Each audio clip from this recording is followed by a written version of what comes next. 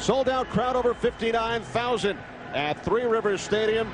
Dave Wannstedt, the Bears head coach, a Pittsburgh native, played collegiately and coached at the University of Pittsburgh. Wannstedt, a runner-up for the Steelers job before Bill Cowher was hired prior to the '92 season.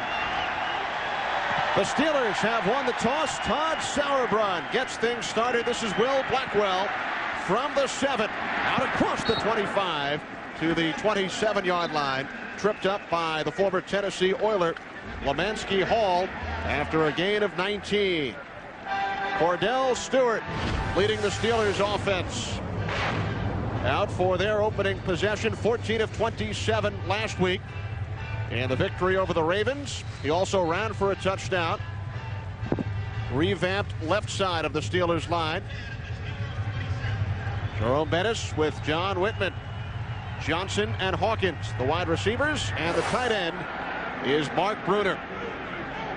First down from the 27-yard line. This is Bettis out to the 29. A gain of 2. Tony Parrish made the tackle, the rookie out of the University of Washington. Parrish led the Bears with 14 tackles a week ago in the loss to Jacksonville. Sean Lee, who missed last week's game with an ankle injury, returns for Chicago this afternoon. Barry Minter, along with Harris and McDonald. Walt Harris, Tom Connor, the quarterbacks Harris and Marty Connor are the safeties. Second down and 8. It's Bettis once again, cuts to the outside and gains 2 more yards. Sean Harris made the stop. And we talked about the Bears defense stacking the line. That's what they've done so far the first 2 plays, and they have disarmed Jerome Bettis and that Steelers run game. Bettis, as you mentioned in the open, averaged only 1.8 yards per carry last week. But Kenny, it comes down to numbers. If you're willing to commit safeties to the line of scrimmage, you should be able to shut down any team's run game.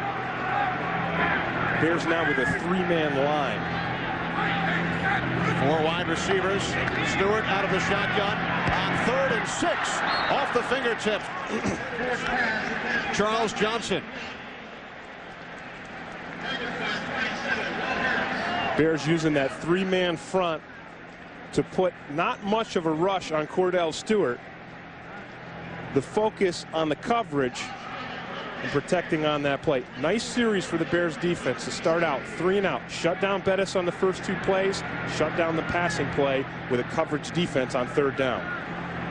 Josh Miller back to punt for the Steelers. Glenn Milburn in single safety for Chicago. Milburn returned a kickoff for a touchdown last week. He went 88 yards. Milburn from the 19. 8 yards on the return. Hines Ward made the tackle, a 50-yard punt by Josh Miller.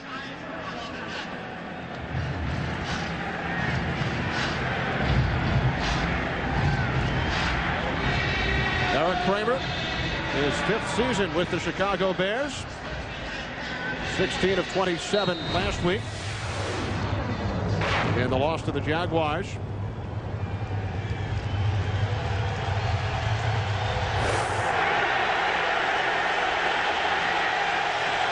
They'll start from their own 26-yard line. Kramer to throw on 1st down. And Alonzo Mays, the tight end, makes his first NFL reception. A beautiful blitz pickup by the Bears halfback Edgar Bennett. Pittsburgh came with the blitz. He picked it up, and they were able to complete that pass. The men protecting Erik Kramer, 2nd NFL start for Wegman. Bennett expected to play the first series, and then we will see the rookie out of Penn State, Curtis Enos. Mays gained 6 on 1st down. Conway in motion, 2nd and 4. Movement on the line.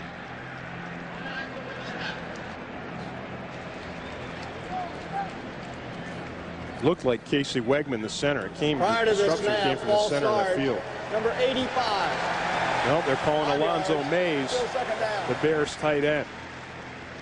But it looked like there was some confusion right in the center of the field, and there should be, because Wegman and those guards have to block Joel Steed. Yeah.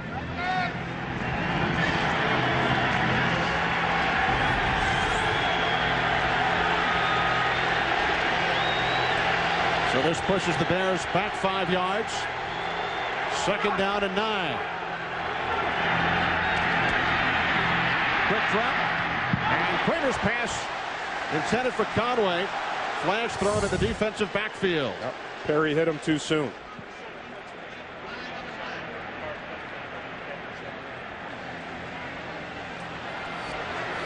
Our referee today is Jerry Austin. Pass interference. Number 41 of the defense. Automatic first down. Lee Flowers was the safety that hit him too quick. Now watch the blitz come from the left side of the screen. Darren Perry comes up, comes through. Nolan Harrison goes free, and then Edgar Bennett picks him up. So the Bears offense doing a nice job of protecting Kramer on the pass plays. Here's Bennett, the former Green Bay Packer. Dante Jones made the stop after a gain of 2. Defensively, Steed in the middle, joined by Harrison and Keevan Henry. Levon Kirkland, the highest paid linebacker in the NFL. And the secondary, Dwayne Washington coming over from the Minnesota Vikings. Carnell Lake, a 4-time Pro Bowl selection. Here's Bennett once again, and he's bottled up. Jason Gilden, first man in for the Steelers. One thing about the Pittsburgh Steelers, 2 outside linebackers, Carlos Emmons on one side, Jason Gilden on the other, is they have speed. Tony Wise, the Bears offensive line coach, said yesterday, we don't know how much speed they've got because we've seen them mostly on grass. Today they'll be on turf, and we expect their speed to test our tackles. 3 wide receivers, 3rd down and 7 for Chicago.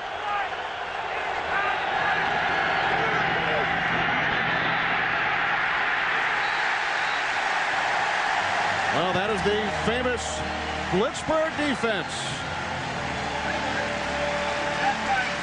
This is the thing the Bears dreaded, getting the crowd into the game with a big play on defense. You're going to see they stack the line of scrimmage, so there's a lot of Steelers there, but in essence, only 4 of them end up coming. So it's a zone blitz where some of the guys drop into zone coverage, the other ones come on the pass rush. Fair catch called for by Andre Coleman. Back at the 13-yard line, a 47-yard punt by Todd Sauerbrunn. NFL Sunday is brought to you by Southwest Airlines, proud sponsor of the NFL and official airline of the Super Bowl.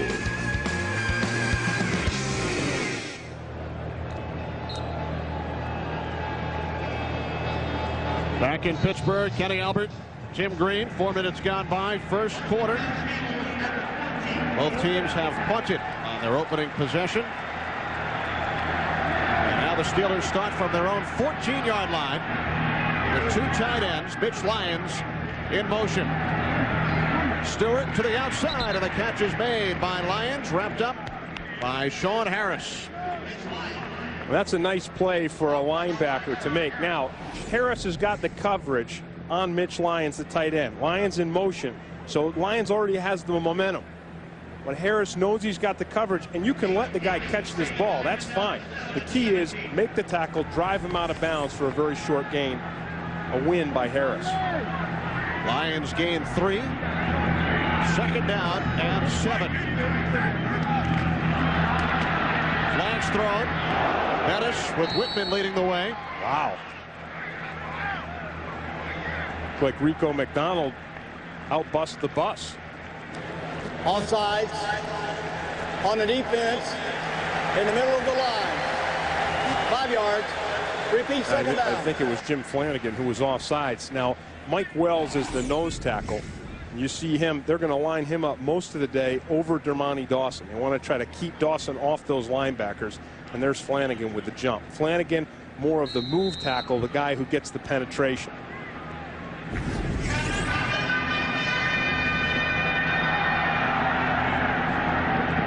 Well, the penalty sets up a 2nd down and 2 from the 22-yard line. Play fake. Stewart in trouble. Scrambles to the right side and picks up the first down. You certainly cannot let Kordell Stewart sit back there unmolested as the Bears defense does on this play. Now, the Bears have had trouble getting a pass rush going at all this season. And you see here, Stewart is just sitting there in the pocket. He gets a little bit of pressure right towards the end of the play by Sean Lee. But this is where Kordell Stewart is so dangerous, because he has the ability, like a Steve Young when he was younger, like a Mark Brunell, to run with the football in the event the pass isn't there. Here's Stewart on first down. The quick slant, Charles Johnson across the 30 to the 31, gained 6 yards before he was forced out of bounds by Walt Harris. And this kind of defense typifies what the Bears are about. Typically, their cornerbacks will play soft on those wide receivers, and they literally give away the outcut. So if you've got a quarterback with Stewart with an arm like his, this outcut is going to be there for you most of the day. What the Bears are banking on is that you can't do that all the way down the field. Sooner or later, you will make a mistake. The cornerback's soft to guard against the deep pass. 2nd and 4. And John Theory was the first Bear. Forces Bettis back, a loss of a yard. That's nice work inside. I think Mike Wells is the guy who collapses the line of scrimmage. Watch here in the center. Wells is number 97. It's Wells and Flanagan. Look at the penetration Flanagan gets, and then Wells just works Brendan Stye right down the line of scrimmage and into the backfield. That's great work. They brought him here from the Detroit Lions in the offseason, and they felt that he's a big, strong man, powerful enough to hold up the middle, even against a Dermontti Dawson. Stewart from the shotgun, 3rd and 4. And he is unable to make the connection with the intended receiver, Courtney Hawkins. Terry Cousin on the coverage. One thing about Kordell Stewart that everyone knows is, and even Kordell knows, is that he starts the game off slow. Typically, he'll have his best football in the second half, and he said to us yesterday, hey, I'd rather start off slow and end fast than start fast and end slow.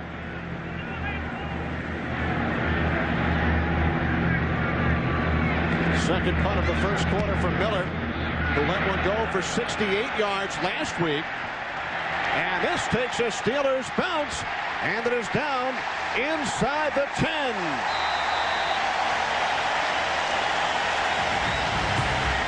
61-yard punt by Miller. Good night, little bud. Well, Edgar Bennett carried the ball twice during the Bears' first series, and he has been replaced, as we told you would be the case, by the rookie out of Penn State, Curtis Enos. The Bears start from their own 9-yard line. This is Enos on first down. Big hole up the middle across the 20-yard line. Tripped up by Lee Flowers after a gain of 14. Now Dave Wannstedt's got to be wondering, hey, well, how come I didn't put this guy in the first series? The great thing that the Bears do on this game, they run that ball, they run the play right into the blitz. Watch the blitz come from the top of the screen. If you can beat the blitz in the backfield, which Enos does, he's got the moves to do that, you can break loose downfield and pick up a first down. This kid's the real thing.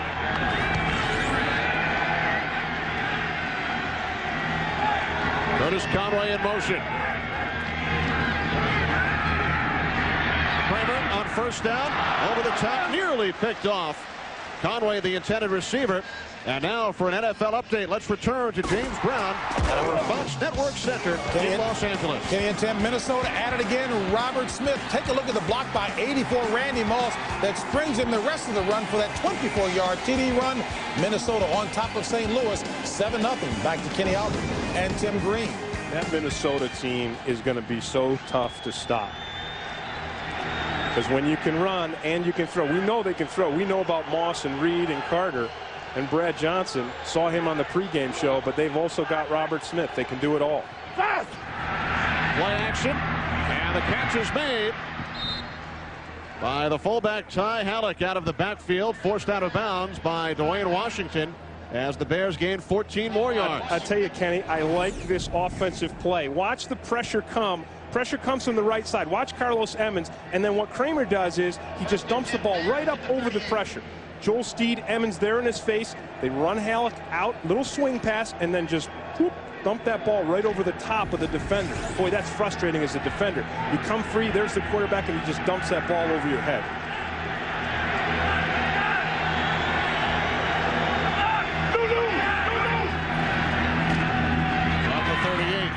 up the middle. Gains 3 to the 41-yard line. Joel Steed made the tackle. Now, this is the Bears' bread and butter play. The Pittsburgh Steelers knew about it coming in. It's called the power out. Now you're going to see Todd Perry, the left guard, pull on this, and he leads up the hole for Enos. Here's Perry, 75. There he is. He pulls. He gets around. Nice blocking by the Bears up front, and a nice hole for Curtis Enos.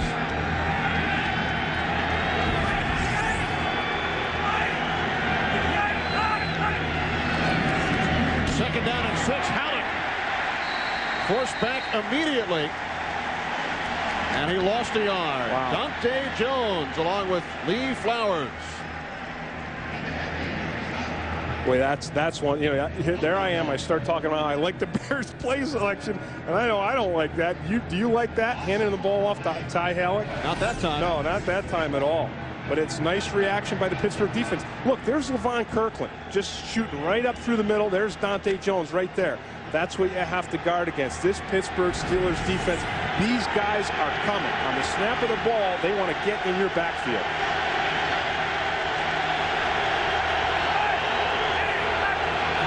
Third down and 7. Kramer swings it out off the fingertips of Glenn Milburn.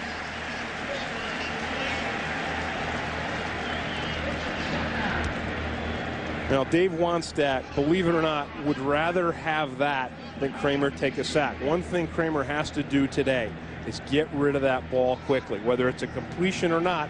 The last thing they want to do are take those sacks, get those big plays, and get this Pittsburgh crowd into the game. Second punt for Sauerbrunn. It's a good one. Andre Coleman lets it go, and it takes a Steelers bounce into the end zone. Flag on the play, a 59-yard punt by Sauerbrunn.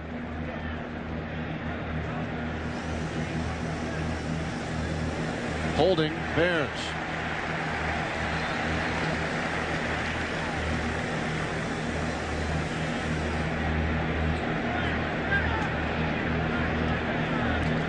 Holding. Number 49 of the kicking team. That penalty is declined. First down, Pittsburgh. That was Ty Hallett called for holding. So the Steelers back to the offense when we return. Back in Pittsburgh, the Steelers home opener scoreless with just under 5 minutes remaining, first quarter. And there's the man, Bill Cowher, head coach, where this Steelers team really begins. He is an inspirational coach. He's a hands-on coach. And these guys play hard for him. Dennis on first down across the 35 to the 36. Now he's starting to roll. Now Bettis is starting to roll. Before this, only 1.8 yards per carry for the Steelers on the run game. Right here, John Whitman has a nice lead block up through. Now Jerome Bettis told Whitman, his fullback, he said last week you were a little tentative. This week, just go hit somebody. Get on somebody. Don't worry about knocking them out with the block. You just get on them. I'll make the rest happen. 7-yard gain, 2nd and 3. Here's Bettis again, up the middle, first down and more. Out to the 34. 7 more yards for the bus. Now, this is not what the Bears want to have happen. But, hey, it's happening for Bettis. This Pittsburgh offensive line felt last week like they didn't block the way they can block. They were shuffled around during the preseason. Guys moving positions here and there. Tim Lester, the normal fullback, is out. But they felt that they would get better on a weekly basis. And right now, they're better now than they were 10 minutes ago. Play fake on first down. Stewart with loads of time. And it's incomplete. Intended for Courtney Hawkins. Tom Carter on the coverage. You know, you can say that Kordell Stewart is not having a great start. He usually doesn't start fast. But you can also see that his receivers aren't getting great separation from the Bears defenders. Courtney Hawkins did not have much room between himself and the Bears defensive back to catch that ball.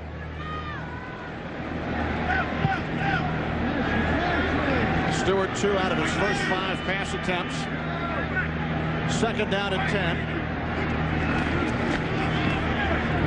And the catch is made by Charles Johnson, met immediately by Walt Harris.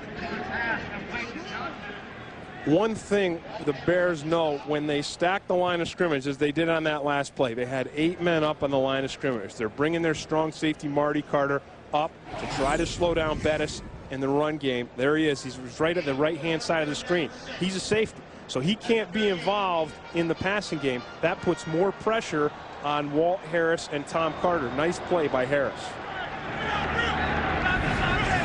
Forcing a 3rd down and 6. 4 wide receivers for Kordell Stewart. Stewart again with time. Cuts it off to Chris Fuabatu Ma'afala out of the backfield. Andre Collins made the tackle, and Ma'afala stopped just short of the 1st down marker. Bears again opting for coverage on that play. What they told us yesterday, their game plan was, Dave Wanstead said, we're going to alternate between heavy pressure on Kordell Stewart and not very much pressure, rushing 3 guys. Again, there's only 3 guys rushing here. That's why Stewart's got all the time. But when he has all the time, there should be great coverage downfield. Everyone's covered. Kordell has to go to his underneath route, and it's not enough for the 1st down. Milburn back deep. Miller's last punt traveled 60 yards. This one nearly blocked. John Theory got through. And Miller's punt bounces into the end zone. This one 57 yards. So the Bears will start from their own 20-yard line when we return to Pittsburgh. Bears back to the offense. Dave Wanstead told us yesterday, offensively, Bears did not have any confidence heading into last week's game against Jacksonville, as flags come flying on 1st down. It's their second offside penalties against the Bears. Prior to the snap, ball start, number 64, 5 yards. It's still 1st down. That's Andy Heck, and right now for an NFL update, let's return to James Brown. And Tim, how easy does Brett Favre make it look? Utilizing everybody, including seldom used tight end Tyrone Davis. Terry Bradshaw says that's a DV route. Directional, then vertical. Yep, Tampa Bay trailing by 10. You know, JB, Brett Favre is the best player in the National Football League, so nothing surprises me from him. Curtis Enos cuts to the outside, gets back to the original line of scrimmage, a gain of 5. Joel Steed made the tackle. The thing I like about Enos is he has the ability to find holes, and then once he finds them, he just takes them. He accelerates through them with power. So in a way, he moves. He kind of reminds you of a smaller back the way he moves, but he has the strength of a bigger back.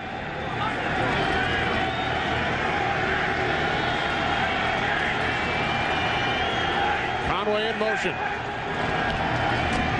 Enos picks up 4 more yards before he was tackled by Carlos Emmons.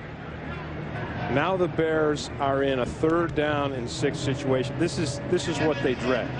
This is a terrible situation to be in against this Pittsburgh defense, because this Pittsburgh defense thrives off of 3rd and long situations, because they know that they can blitz you, and they will blitz you from so many different angles. Even, heck, we spoke to Jim Haslett, the defensive coordinator, yesterday. He said sometimes he can't even keep all the plays straight. And so far today, we've seen 5 punts in this 1st quarter, only 5 1st downs. Right here, 3rd and 5. Enos. Lee Flowers and Enos came together. And Enos close to the 1st down. Yeah, I think he's got it, Kenny. What a nice change. What a versatile weapon to have a guy like Enos and have the confidence in him to set him back deep in the backfield. Looks like a passing formation, passing play, and then to run away from the blitz again. They got lucky on that, and then Enos picks up the 5 they needed. 5 carries, 34 yards for Curtis Enos. Unbelievable. In the 1st quarter, which has come to an end. No score in Pittsburgh. 15 minutes in the books. Fox NFL Sunday will continue after these messages and a word from your local Fox station. Well, the Steelers hoping to rock on Fox this afternoon. So far, most of the rocking has been done by Curtis Enos, Bears rookie running back. averaging 7 yards per carry. First play of the second quarter. Enos. Not much this time. He picks up 2. When you run the football against a defense like the Steelers defense, you have to understand that because they're so aggressive, because they're so penetrating, that sometimes you're going to come up with 0 or even negative plays. But if you can hit them just right, because they're committing guys to the line of scrimmage, if you can hit them just right, you can bust loose for a big one. Bam Morris, the former Steeler, has checked in now for the Bears. That means Enos ran out of steam. Robert Chansey, the new fullback. Here's Morris. Spins across the 35 to the 38. A nice run by Bam Morris. Nice changeup. You know, the Bears knew coming into the season that they were going to have Enos, and of course, Curtis Enos had the prolonged holdout. Talked about maybe sitting out through the rest of the season. So as an answer to that, the Bears brought in Bam Morris and said, okay, we'll just have to go on without you. Of course, they had Edgar Bennett as well. And I know Bennett expected to be a starter and stay a starter. But so far, Bam Morris and Curtis Enos have really outplayed Edgar Bennett. 3rd down and 2, 4 wide receivers. Lynn Wilburn is the lone back. Kramer's pass incomplete. He was looking for the wide receiver Chris Penn, the Wayne Washington, on the coverage. That's nice physical coverage by Dwayne Washington. Remember, in that 5-yard zone, you can pound that guy around. You can knock him around frontally, and that's what Dwayne Washington does. Washington came to Pittsburgh with a reputation in Minnesota as a guy who gives up the big play. He hasn't done that so far. There you go. Directional kick. Sauerbrunn aiming for the sidelines.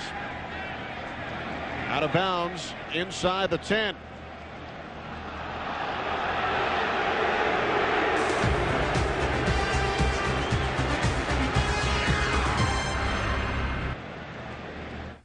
The VCR is set. Yep.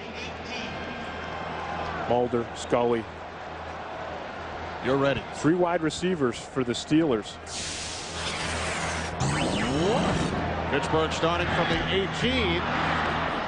And Stewart was looking for Bettis out of the backfield. Sean Harris was climbing up his back. Yeah, you could look at this 2 ways. You could look at this and say that Kordell Stewart is not having a great first half, which he's not. Or you could look at it and say, hey, the Bears are doing a nice job covering his receivers downfield. And I'm telling you, his receivers have got to get themselves more open because he's sitting back there with time. But here's the disparity between Stewart in the first half, 47%, second half, 61%. And look at the inverse relationship to the touchdowns and interceptions, almost exactly opposite in the first and second half of the game. Bettis looks to cut it outside, and Barry Minter chased him down. Hey, that's a nice tackle by Barry Minter. That is a nice tackle right there because Jerome Bettis is a big-bodied, he's the bus. And as a defender, when you want to tackle a guy like this, you have to wrap up and just kind of hang on and lasso him down. Watch Minter here, 92. Watch what he does. He wraps Bettis up and hangs on, and he just rides him to the ground. Nice tackle. 3 wide receivers, 3rd down and 10 for the Steelers. High snap, Stewart. Now under pressure, taken down. Mark Thomas, who struggled last week, comes up with his first sack of the season. Hey, that is all-out effort by Mark Thomas and Jim Flanagan. These guys are battling in only a 3-man rush. Again, Kordell's got no place to go. There's no one open downfield, but watch these 3 guys. Look at Flanagan. He's battling in there. Thomas, they're getting knocked around. There's 5 Steelers blocking, only 3 Chicago Bears. Still, they get through. That's a total effort sack. Josh Miller deep in his own end zone, his 4th punt of this first half.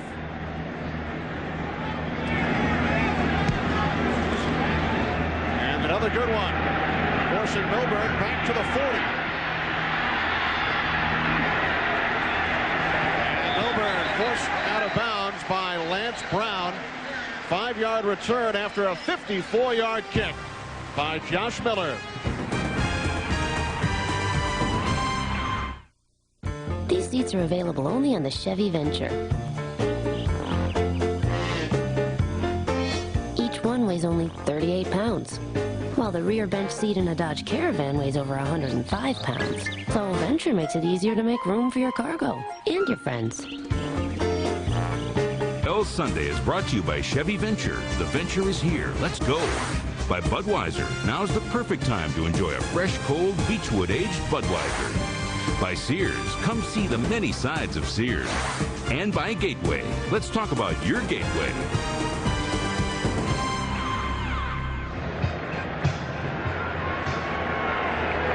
Beautiful afternoon in Pittsburgh. Bears start from their own 42, the best starting field position for either team today. Curtis Enos has checked back in, works his way across the 45-yard line for a gain of 4. Dante Jones made the tackle. And a nice little play action, nice little touch play action by Erik Kramer on that. You know, one thing that Erik Kramer gives the Chicago Bears offense is a steadiness. He knows this offense. He knows it well. He's been playing it for a long time. So watch when he gets this handoff to Enos here, and then watch what he does. He pulls up like he's going to pass, and that actually draws the linebackers and linemen coming through the line of scrimmage. It just draws their attention for a split second, which is all you need. 2nd down and 6. Play fake to Enos. Kramer looking downfield. He fires, and the catch is made for a touchdown by Bobby Ingram. 54 yards, no penalty flag. Well, there's that long play that we said right at the beginning of the game that the Chicago Bears needed as a change-up to running with Curtis Enos, only we thought it was going to come from Curtis Conway. But Erik Kramer must have seen the same thing that we knew coming into this, which was the defense was going to roll to Conway. They were going to always try to have 2 guys on him. That means Dwayne Washington is alone on Bobby Ingram. And you see there, he's beat deep. Boy, I talked about it a few moments ago. That was the rap on Dwayne Washington coming from Minnesota, was that he'd lose his focus, he'd lose his concentration, and get beat deep. Oh, that's costly. Jeff Jaeger misses the extra point. That's terrible. His first miss of a point after in the last 5 seasons. But the Bears strike first. Longest reception of Bobby Ingram's career. 54 yards from Kramer to Ingram. 6-0 Chicago. Where the Chicago Bears extra point goes awry. Watch Patrick Manley's snap. It goes to the right side of Sauerbrunn. Watch that. See, Sauerbrunn has to reach across his body to bring that ball back down, and I think that's what disrupted the timing on Jaeger's extra point kick. And there's Manley, a rookie out of Duke. Bears leading at 6-0. Will Blackwell from 2 yards deep. Blackwell cuts to his left. Still on his feet, and finally upended after a return of 19 yards. Kenny, let's take another look. There's Bobby Ingram. Let's take another look at his touchdown. He does a nice job, puts a move on Dwayne Washington, and finds himself open downfield. Nice delivery by Erik Kramer. Nice touch on this ball. Watch it loft, comes up, point down, right into Ingram's hands. And then it's a nice effort by Ingram to just keep going after he catches it. Nice protection up front. Really a perfect play for the Chicago Bears to put them on the board. So now the Steelers, who have been forced to punt on each of their first 4 possessions of the game from the 17. And Charles Johnson did, in fact, make the catch out at the 24-yard line, a gain of 7. And once again, the Bears defense is pretty much going to give Kordell Stewart those kind of passes. And if the Pittsburgh Steelers are willing to be patient and work their way downfield that way, I think they could get themselves on the scoreboard.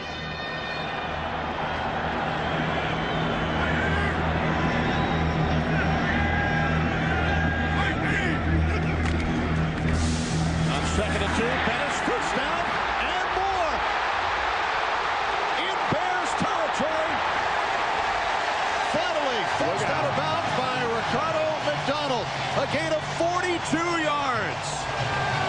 That's the danger of stacking the line of scrimmage with an 8-man front. Marty Carter, the strong safety, comes up on this play and he swaps out. If he misses Bettis, Bettis is going to do what he just did.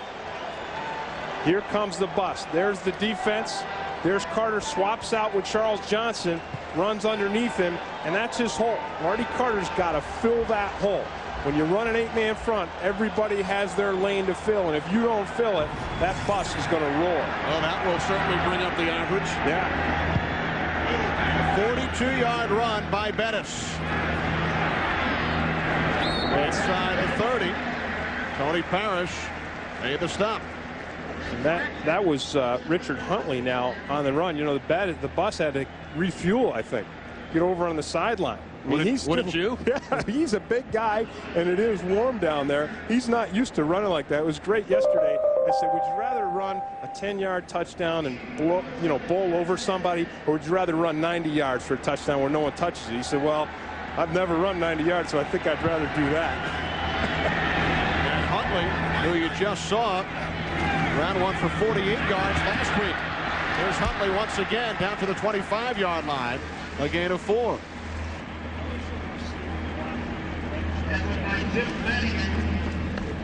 One thing with the Pittsburgh Steelers is everybody plays a physical type of game. I mean, there's Charles Johnson. He's a wide receiver, but even a wide receiver in the passing game is going to play a physical game. Watch Johnson, 81. Watch what he does. Look at him coming in here. He's just a wide receiver. Watch him throw a block on Theory, the defensive end. Knocks Theory right to the turf. That's Pittsburgh Steelers type football. 4 wide receivers, 3rd and 3. Stewart's pass caught for a first down by Will Blackwell. A shoestring catch. Marlon Forbes made the tackle. And now this whole Pittsburgh offense is starting to heat up. And what did it start with? It started with that Jerome Bettis run. When you have a play like that, this team kind of feeds off that. Stewart just drops back. He fakes the draw play. Now he's got pressure right in his face, but he dumps this ball off perfectly.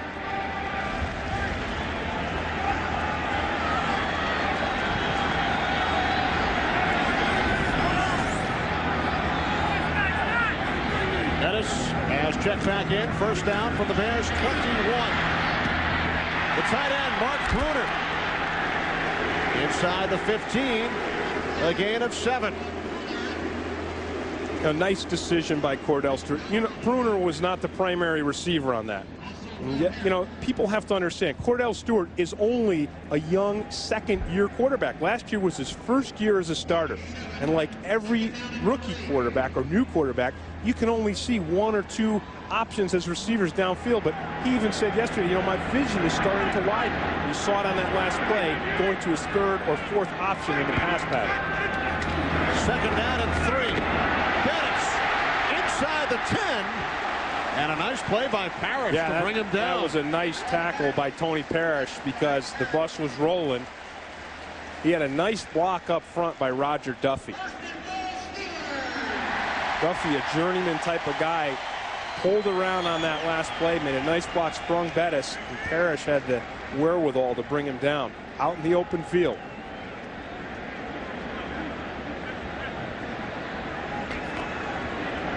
So John Mangum. The injured Bear. 1st and goal for the Steelers from the 9. Bettis inside for a gain of 2 down to the 7-yard line. And it was Sean Harris who trips him up in the backfield. What you want to do, you know, we talked about tackling Bettis earlier, and we saw Minter have a nice tackle on Bettis where he just kind of grabbed him and wrangled him down. Tackling Jerome Bettis, it's unnatural because he's the size of an offensive lineman, and you're not used to tackling offensive linemen. What Sean Harris does is he hits Bettis low, and that's where you want to hit him, right there, right down at his feet, and really makes this play. 2 tight ends, 2nd and goal. Stewart looking end zone, and a flag. Tom Carter had the coverage on Courtney Hawkins. Defense gambles on this play. It's an all-out blitz. They bring it at Kordell Stewart.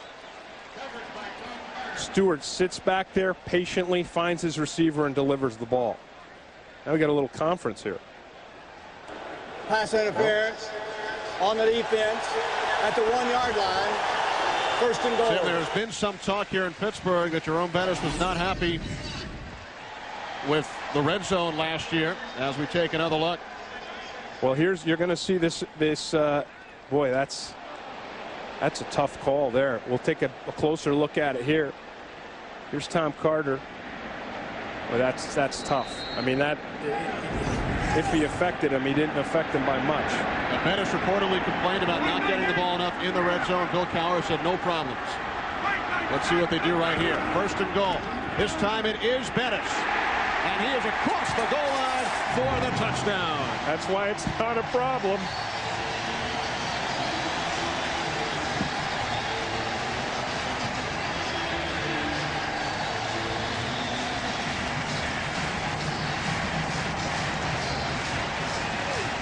Well, you know you're in trouble when you've got the Pittsburgh Steelers first and goal to go on the 1-yard line, and there's Jerome Bettis sitting back there in the backfield, ready to build up a head of steam. He's going to be tough to stop. Norm Johnson out to attempt the point after. Mike Tomczak, the former Bear, is the holder. And the Steelers have got on top by the score of 7-6. Okay, back in Pittsburgh where the Steelers go on the scoreboard, and it's Jerome Bettis with this run that really seemed to invigorate that Steelers offense. Marty Carter, the defensive back, the strong safety for the Bears, swapping out of the line of scrimmage and provides Bettis with a hole down the middle of the field. Then the bus goes to the sideline, refuels, comes out, get it on the 1-yard line, punches it in for the touchdown. Kordell Stewart, by the way, on that drive, Kenny, 3 out of 4, so he's picking it up as well. Yards. And a key play, of course, the 42-yard run by Jerome Bettis. Here's Glenn Milburn, who returned to kick off 88 yards for a touchdown last week against the Jacksonville Jaguars. Milburn acquired a week and a half ago from the Green Bay Packers. And this is Milburn from the 3. Terrific effort by the Steelers special teams led by Hines Ward as Milburn returns this one only 14 yards.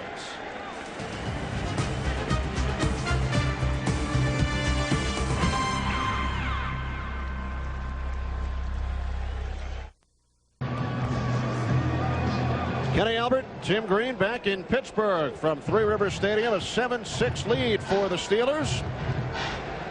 Just under 5 minutes remaining in the second quarter. A 54-yard touchdown pass from Erik Kramer to Bobby Ingram, followed by a 1-yard Jerome Bettis touchdown run just moments ago. And the Bears start from their own 17-yard line. Kramer to the air on first down. Incomplete. He was looking for Curtis Conway. Dwayne Washington on the coverage.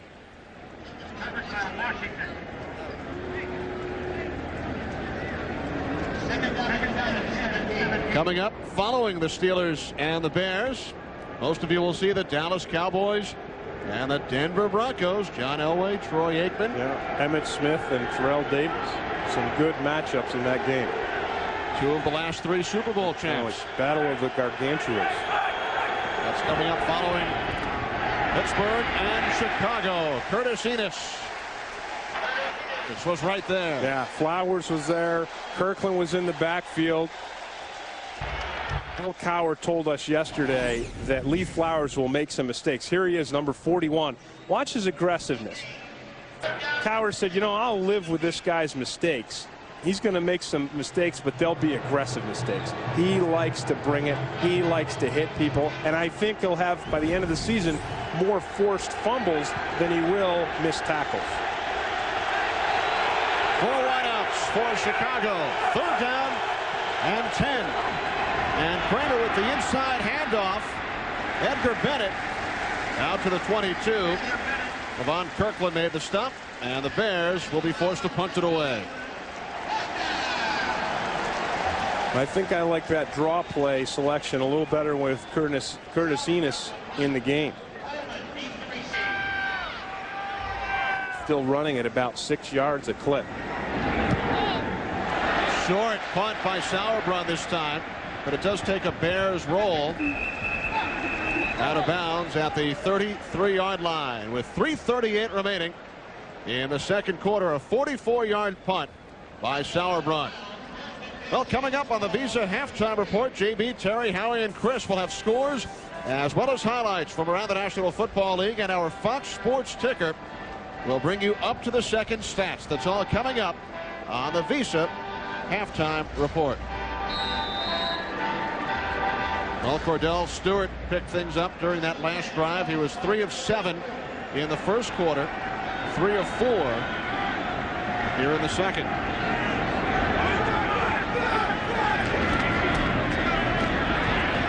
Stewart over the top, has the completion. Courtney Hawkins out for the 41, a gain of 7 before he was taken down by Barry Minter. It was interesting talking to Kordell Stewart yesterday. He bristles a little bit when you talk about him as a running quarterback. You know, he said, hey, I threw for over 3,000 yards last season. I'm not just a running quarterback. And it's true. He's a guy who can throw the football downfield. Here's Bettis, first down. He said to us how many running quarterbacks have thrown for 3,000 yards. That's right. But I think Kordell Stewart is the new wave of quarterback. I think quarterbacks in the future, the most successful quarterbacks, are going to be guys like Kordell Stewart, like Mark Brunette, like Steve Young used to be in his younger days.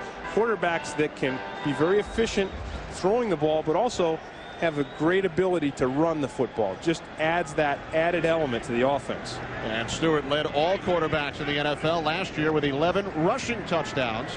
Also threw 21, and this time it's taken down. A flag thrown as well. John Theory along with Sean Lee. Yeah, it'll probably be a holding penalty. And this is exactly what the Chicago Bears defense needed. They needed to reverse the momentum. Illegal use of hands to the face, number 62 of the offense. That penalty is declined. Second down. Second sack of the day for the Bears. Yeah, and they did it with a blitz. They brought Rico McDonald from the left side. Watch Rico McDonald, number 54.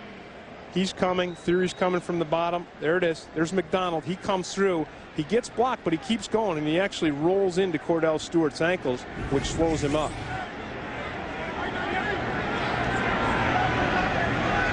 Second down and 18. 4 wide receivers. Stewart looking. Throws Andre Coleman, but he was out of bounds. Wow. Andre Coleman was just too wide open. I know Tom Carter was the closest guy there, but it looked as if Carter expected he was going to have help over the top from the Bears safety, because he lets Coleman so far, you know, just so far out of the way, so far deep behind him.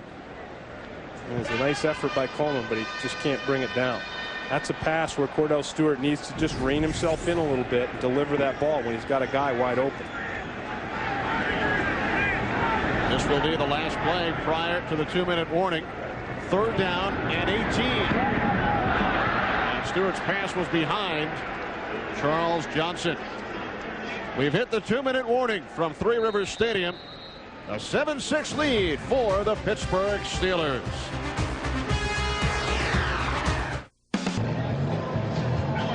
Back in Pittsburgh, Steelers head coach Bill Cowher chatting with his quarterback Kordell Stewart. Yeah, you get a sense those two guys have a genuine fondness for each other, not just as players and a coach, but as just as two people.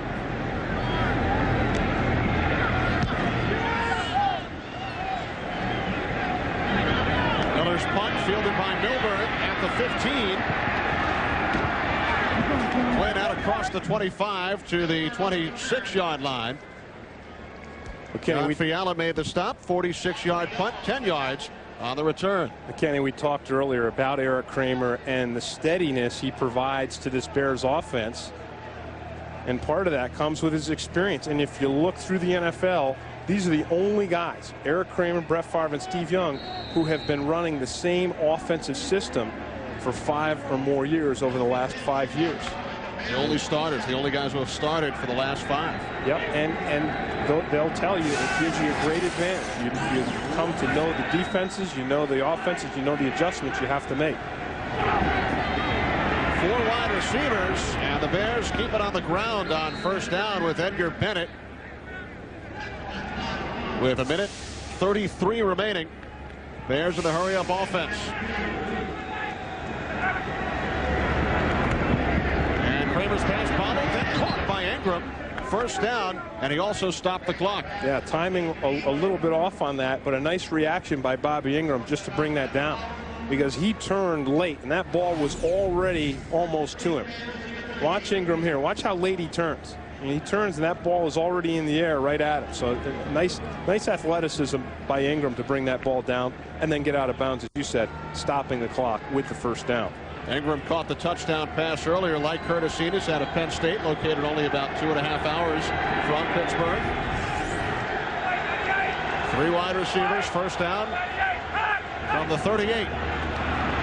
3 plays. 3 played for the Bears as Kramer makes the connection with Conway at the 47-yard line for a gain of 9. Simmons on the stop, flag on the play.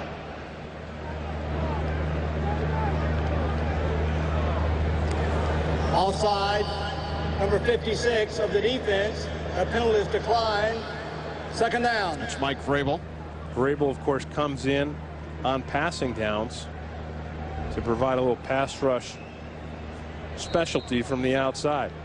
Part of being a pass rusher is getting a jump on the ball. 1:18 remaining, first half. 2nd and 2. 4 wide receivers. Edgar Bennett has the first down into Pittsburgh Steelers territory. Yeah, nice effort by Edgar Bennett too. I mean, we talked about how you'd like to see Curtis Enis, but when you're in a 2-minute situation, you need the guy who's been through the entire training camp. He's been through all the mini camps, and that's one thing Edgar Bennett really does provide the Chicago Bears. He's a steady guy. He's solid. I don't think he's the runner that Curtis Enis is. He's not going to necessarily give you 6 or 7 yards a carry on an average, but when you're in a 2-minute situation, most times than not, we've seen him do some great job of picking up blitzers today. We've seen him run hard, make some first down. So he's got a versatility that makes him a valuable component to this Bears offense. There's Enis over on the sideline again. You wouldn't expect him to be in the 2-minute situation. It's a more complicated offense. He missed most of training camp, and of course it's affected his mental preparation, and more than that, it's affected his physical preparation. And then when he runs out of gas, Bam Morris is a nice, powerful change-up runner. Bears with 2 timeouts remaining. 1:13 from the Steelers' 49. And it bounces away from Bobby Ingram. He was looking for a flag. Kordell Lake wrapped him up. Kordell Lake and what he's done really epitomizes the whole mentality of this Pittsburgh Steelers team, and it's an unselfishness. Kordell, of course, a Pro Bowler at the safety position, but he's in the beginning of the season. They said, "Hey, we need you at cornerback. We need you to. You're the best cornerback we can put on the field, and we know it's not your typical position." But Lake, Bill Cowher just said it's just so impressive the way a guy just gives up. He's probably not going to go to the Pro Bowl as a cornerback, but he's not worried about that. He's worried about winning a championship. Kramer in trouble. Took a hit. And again, it was the man you were just talking about, Kordell Lake. That's the good news for Lake. Even though he's got to be a corner, he can come. He can line up on the slot. He's up at the top of the screen. Hold him down at the bottom of the screen, and you see these guys coming pretty clear. Again, a nice job by Erik Kramer just to get rid of that ball. So now Kramer facing a 3rd down and 10 from the Steelers' 49. 1:05 remaining, 2nd quarter.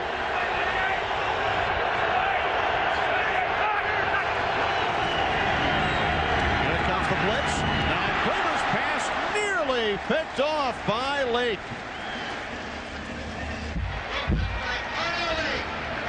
Lake wishes he could have that one back.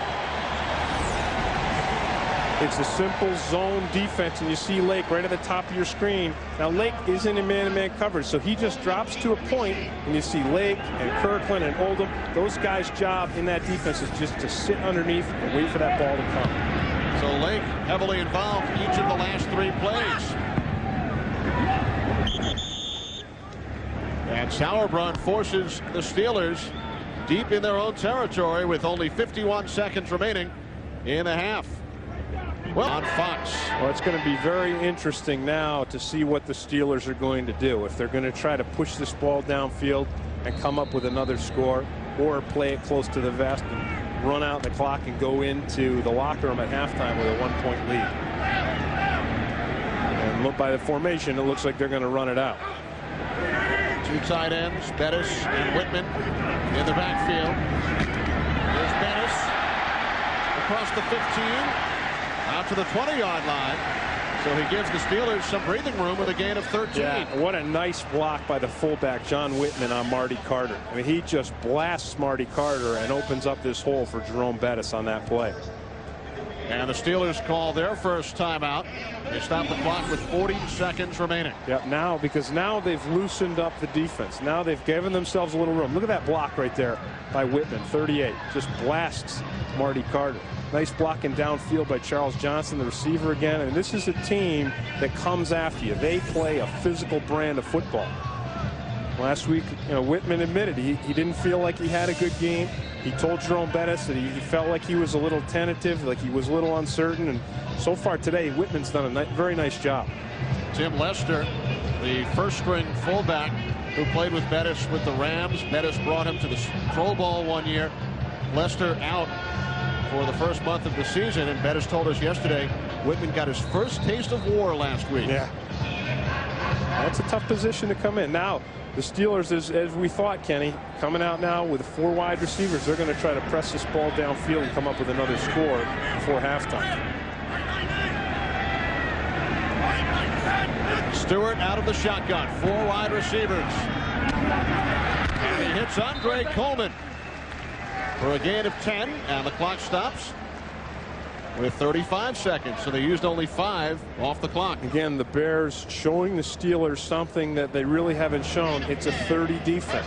It's a 3-man rush with Sean Lee, Mark Thomas, and John Theory, and then everybody else is dropping into coverage with the rookie free safety Tony Parrish just kind of shadowing Kordell Stewart right around the line of scrimmage.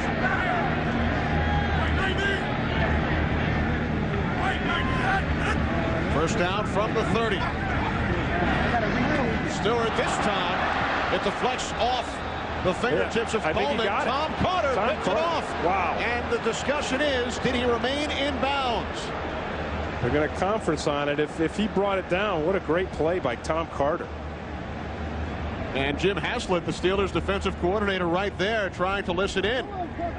And yes, it is. Yeah. A turnover. Tom Carter picked it off and got both feet down. What an awesome play by Carter. Watch this. The ball is tipped. There's Kordell Stewart. He sees his receiver open on the sideline. He overthrows that ball. It's actually a pretty high pass, so he makes it tough for Andre Coleman. And then just a beautiful job by Tom Carter to react to that and turn himself into a receiver. There's the ball. Watch Carter. Grabs it. There's a reception.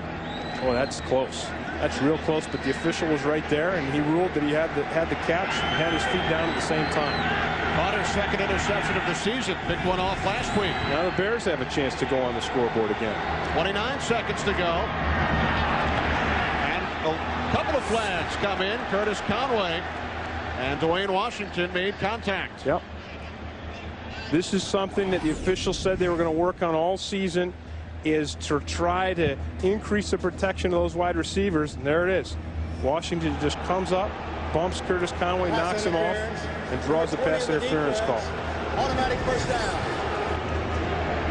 So Dwayne Washington having a tough day so far. We've seen him make some nice plays, but we also saw him get beat deep by Bobby Ingram on the 54-yard touchdown pass from Erik Kramer, and now we see a very costly pass interference penalty.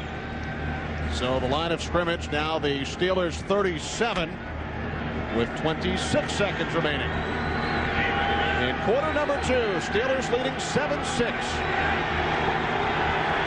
4 wideouts. Ingram in motion. Kramer saw something he did not like and calls the Bears' second timeout. Kramer told us yesterday that this Pittsburgh defense is like a Rubik's Cube, and sometimes it's so convoluted and so complicated that you need to take a timeout, slow things down, go to the sideline, readjust yourselves, and come up with a big play. This is critical right here for the Chicago Bears. Because of that missed extra point, they're down by a point. If they can get a little further in, get into Jager's field goal range, they can go into halftime up on a very powerful Pittsburgh Steelers team. A team a lot of people have said, hey, this is a Super Bowl contender. Not many people saying that about the Chicago Bears. No. Bears 0-4 during the preseason.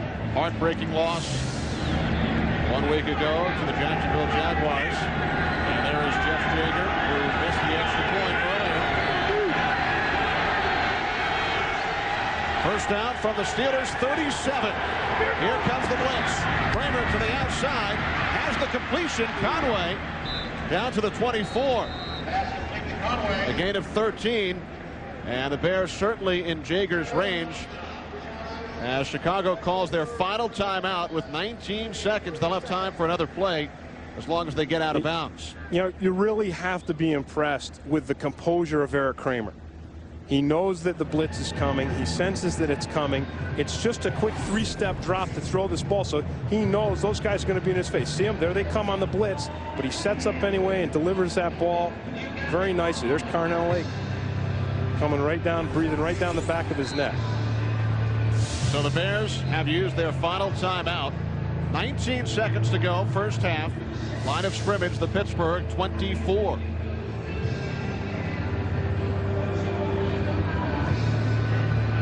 So you figure they want to take maybe 2 shots here at the end zone, Kenny? Time for 2 shots before they have to line up and try to kick the field goal. They send Penn and Ingram. Split to the left side, Conway to the right.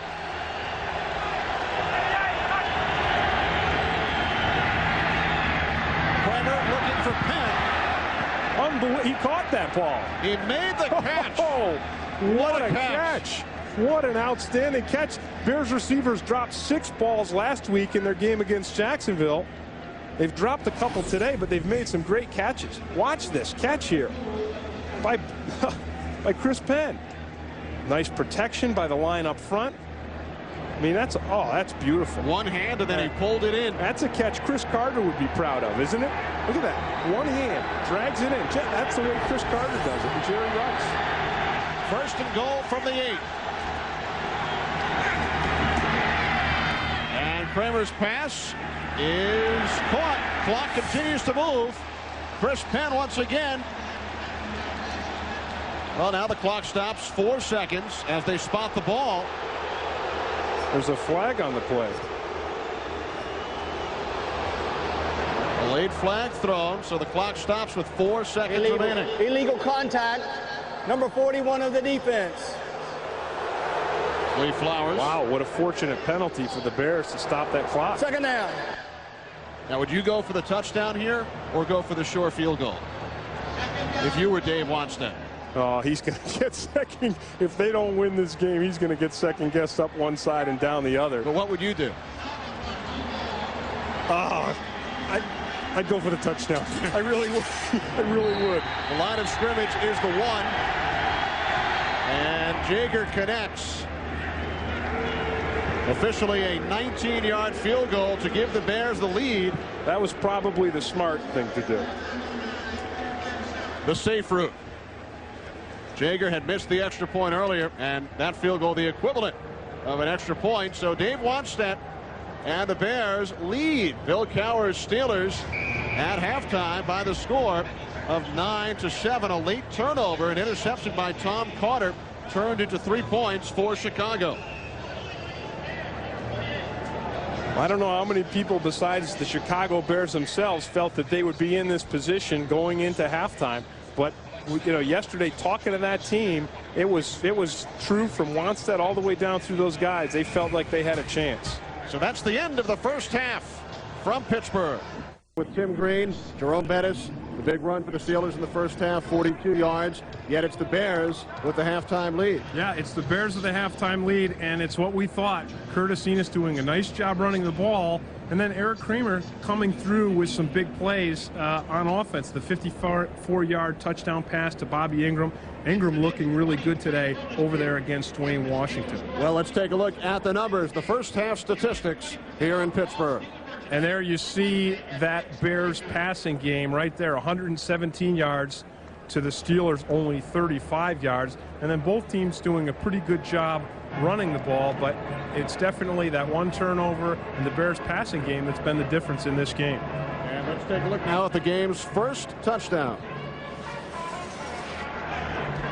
And here it is. We talked about Erik Kramer needing to make a big play. We thought it was going to be to Curtis Conway, but in fact, it's to Bobby Ingram. He finds him downtown, 54 yards and a touchdown. Bears missed the extra point, and then here's Bettis with the big run from scrimmage. Bears had done a nice job of containing Bettis until this play. The bus rolled, and it really seemed to invigorate that entire Steelers offense. A couple plays later, Bettis gets a rest, comes out, punches it in from the 1. So a 9-7 lead for the Chicago Bears at halftime, and I don't think many people felt the Bears would be in this position. No, and in fact, the Pittsburgh Steelers were backed up to their own goal line. They loosened them up with a nice run from Bettis, and then Kordell Stewart went to the air, had a tip ball by Andre Coleman, and then Marty Carter, the Bears cornerback, made just a beautiful play to catch that ball, bring it in, and then get the Bears 3 more points going into halftime. What do you look for in the second half? Well, I look for more of the same. I look for Kordell Stewart to continue to get more comfortable with the offense, to continue his efficiency. I look for both of those runners, Curtis Enos and Jerome Bettis, to continue churning on the ground. And I think it's going to come down to which quarterback has the better second half. And we'll be underway in the second half in just a moment. We told you about our first internet question, now our Ask the Pros internet segment. And this question comes to us, Tim, from Jeff in Pittsburgh. What do you think about the players who leave the Steelers and then become no names?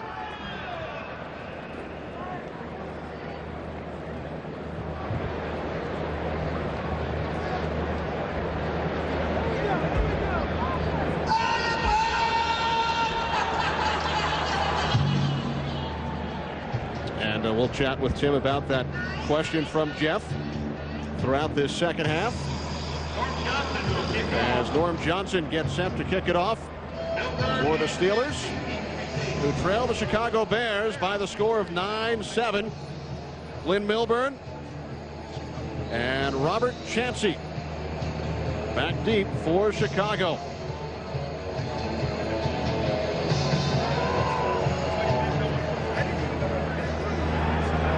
Here's Milburn from the 10. Over across the 30, the 35, still on his feet, finally tripped up at the 40-yard line by Richard Huntley after a gain of 31. So terrific field position for the Bears as we begin the second half. Well, Kenny, that internet question, back to that, the Steelers that leave and become no names. I think what the questioner meant was, why do Steelers who leave through free agency go on and not have as much success? And I think a lot of it comes down to Bill Cowher, his Steelers team. It's a team concept, and once you get out of that concept, you find that the individuals aren't as important as the team. First down, Bears from the 40. Curtis Enos picks up 11 on his first carry of the second half before he was tackled by Carlos Emmons. And Kenny, you can expect, and everyone can expect, Curtis Enos to look real good in this third quarter, because what he did, he went in at halftime, got stoked up, got some water in his system, got a little bit of rest, and so he's probably going to have his best football in the first and in the third quarters. So the Bears in Pittsburgh territory. From the Steelers 49, Curtis Conway in motion. Enos up the middle for 8 more yards. Did you hear him hit Kevin Henry? Well, you could hear it from up here. Nice play. Again, it's that power out play. Todd Perry pulls from the left side, pulls around, leads up through the hole. Let's see if we can hear that hit. Man, woo! He is bringing it. I told you, he's a back who's got speed, and he's also got power. You can hear it on that play. He also played linebacker in high school, so he knows how it feels on the other side. Yeah, I mean, that's where you get that toughness and that lower your shoulder type of mentality. Steelers defense obviously stifling him on that play. And we talked about the Steelers defense, and we talked about how they're aggressive, they're penetrating, and if you're patient, you know, they're going to get you behind the line of scrimmage. But if you run right at the area that they're blitzing from, you can sometimes gash them for a big run. Lost 2 on the second down play. Now a third down and 4. 3 wide receivers. Kramer looking to his right, and it bounces away from Bobby Ingram. He talked about the 6 drops last week. That is 4 here today. Yeah, that's too many, but we've also seen Bobby Ingram make some outstanding plays. We've seen him make some nice catches today. So, you know, there's Ivan Fears, the wide receivers coach, giving Ingram a little consolation on the sideline, saying, hey, you've done a good job so far today. Sauerbrunn angles it towards the sidelines, but it carries into the end zone for a touchback. 43-yard punt by Sauerbrunn. Steelers to the offense in a moment. All right, captains, we're going to have a coin toss now. If there's a team, we'll call it in the air. Bill Sunday is brought to you by Frost Brewed Coors Light, who reminds you the 3 most important words are, hey, beer, man.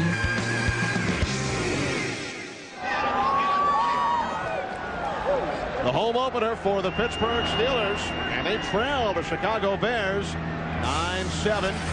Stewart on first down hits Charles Johnson. Out to the 35, a gain of 15. Sean Harris brought him down. And this is what you expect from Kordell Stewart. Again, his efficiency rises in the second half. Not only because he settles down, because he told us he comes out, he's a little nervous, but because of the adjustments that this team makes at halftime. Ray Sherman, the new offensive coordinator, gets with Kordell. They talk about it, they work it through, and they find the weaknesses of the defense. First down from the 35, Bettis. Good second effort, gains 5 to the 40. I tell you, Marty Carter, the strong safety for the Bears, is going to have some bruises tomorrow. He's going to have to hit that cold whirlpool, because his job in this 8-man front that the Bears have been playing consistently is to come up and to fill the empty hole. So you see him here, you'll see him come up and shoot right at Bettis' legs. We've seen him get blocked a couple times. We've seen him make some tackles a couple times. He is involved in the hitting almost as much as a defensive linebacker.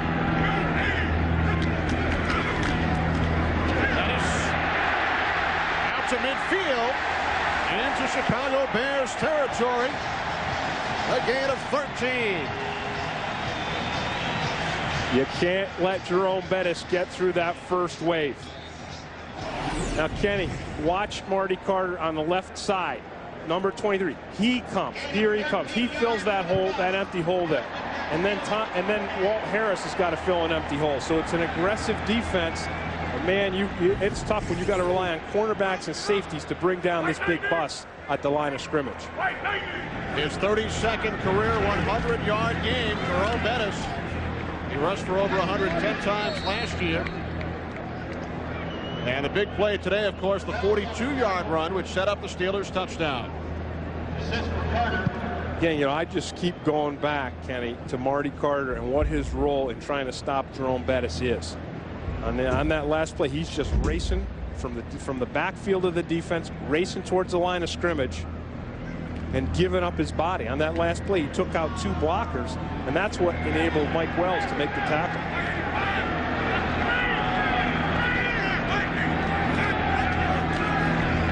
Play action on first down.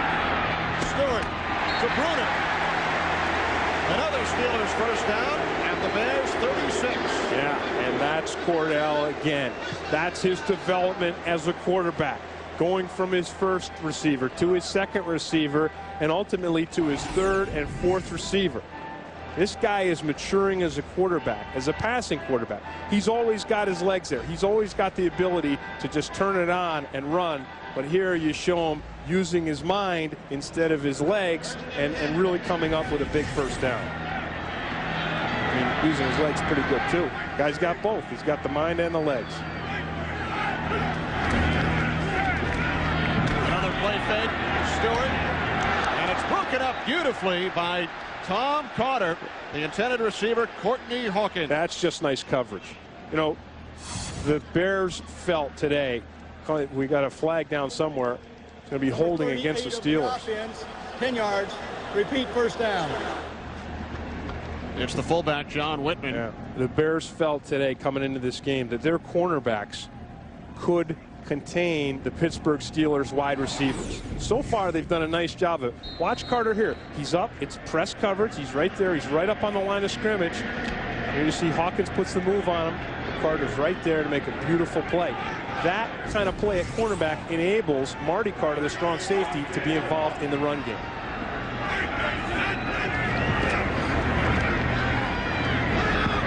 Stewart to the outside, looking for Charles Johnson. So it will be second down and 20. Coverage by Walt Harris. Second down. It was interesting talking to Kordell Stewart yesterday, Kenny, about his ability to scramble, his ability to run, and he said, look, you know, I'm seeing more of the field. I want to throw the ball more. But, you know, when I see that line of scrimmage open up, it's like somebody that loves sugar. It's like candy. That hole is like candy. I just got to take it. And he doesn't think about it. He doesn't think, okay, no receivers. He just does it. He gets out, plays the game, and reacts. In that case, I'd hate to be Cordell's dentist. Stewart to Whitman out of the backfield. And what a play. Sean Harris stopping Whitman in his tracks. That's a beautiful hit right there by Sean Harris. You know, both Harris and Rico McDonald, new Bears linebackers, new to this system. You think of Barry Minner when you think of the big hitter. But watch Sean Harris just stone Whitman on this play. Look at that. Perfect tackle. Lowers his shoulder, lowers his head, and just powers right through the fullback. You know, the Bears defense gave up a team record 421 points last season. They've been impressive today. Yeah, they have. A couple of sacks, the interception by Tom Carter. Some nice coverage by the defensive backs. Third down and 18. Stewart pump fakes and then dumps it off. Oh, boy. Hawkins. Another big hit. Courtney Hawkins forced out of bounds by Tony Parrish, the second-round draft pick from Washington. Yeah, I think it was John Mangum who had that big hit. Now watch the Bears. Here comes the blitzes. Watch these cornerbacks coming from the outside. So there's the safeties and cornerbacks. They come on the blitz. Steelers have the perfect play for it. Little screen pass, get the big guys out front. Oh, it was Tony Parrish. You're right, Tony Parrish, who lays one on the Pittsburgh wide receiver.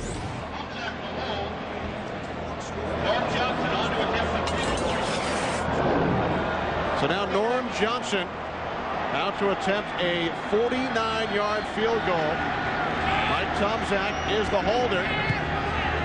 And the kick by Johnson is good. So the Steelers have regained the lead.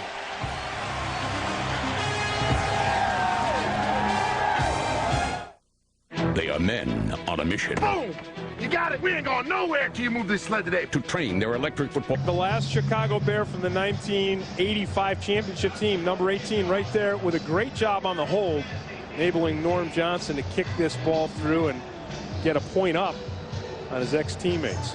Not on his ex-teammates, on his ex-team. He's got no more teammates. Nope. Tomczak was a rookie that season in '85, the only remaining active player in the NFL from the Bears Super Bowl team. So the Steelers on top by a point, 10-9. Milburn upended at the 24-yard line by Orpheus Roy after a 14-yard return. We'll return to Pittsburgh after this. It is one of the most powerful warships, with satellite communications, radar and propulsion systems that are the most advanced. Midway through the third quarter from Three Rivers Stadium in Pittsburgh. Steelers with a 10-9 lead. And the Bears take over from their own 24-yard line. Steelers a victory last week over the Ravens, while the Bears lost by 1 to the Jacksonville Jaguars. Kramer on first down. Hits the tight end, Mees, who fumbles. Steelers say they have it. I think Steelers do have it. Yes, they do. Jason Gilden comes up with it. This is almost reminiscent for Dave Wanstead of last week against Jacksonville. They were in the game, they were doing well, and all of a sudden they had Ty Halleck had a fumble, and then the next series right away Bobby Ingram had a fumble. This is a tough situation for a Bears defense. They were out there. Pittsburgh offense put on a long drive. Now they got to stiffen up again. Watch, it's a nice play by Kramer. He gets hit by the safety, and Carnell Lake comes up. He loses him. Levon Kirkland finishes him off. Alonzo Mays does not hang on the ball. He's a rookie, 4th-round draft choice. You've got to protect that ball like it's your very life. He was also a holdout. He's not there for the early portion of training camp. Stewart to the tight end, Bruner. Wow.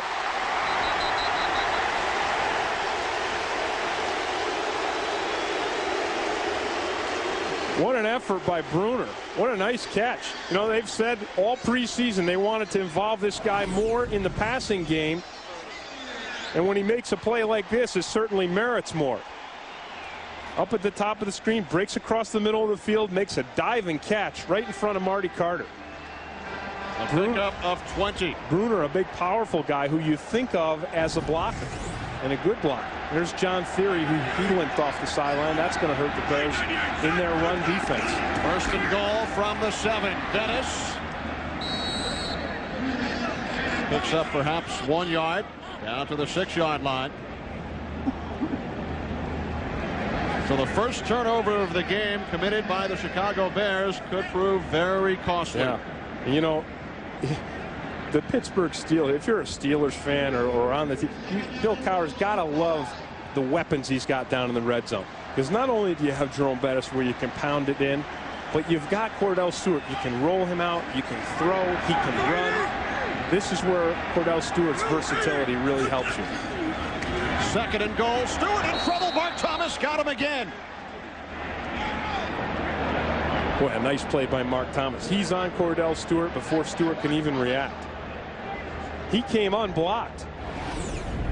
Watch Thomas. He comes from the bottom of the screen here. He comes absolutely unblocked, but he reacts nicely to Kordell Stewart. He doesn't go for the play fake underneath. He knows he's got Stewart on the bootleg, and that's a danger down here in the red zone. Nice heads-up play by Thomas. Thomas was not happy with his play last week, replaced in the starting lineup today by Sean Lee, and Thomas has 2 sacks of Stewart.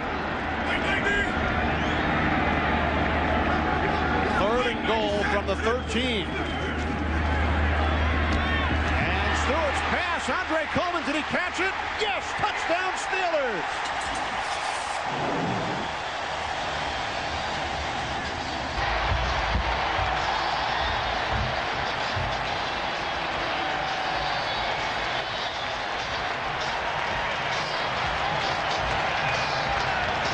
Initial indication touchdown. Now the officials.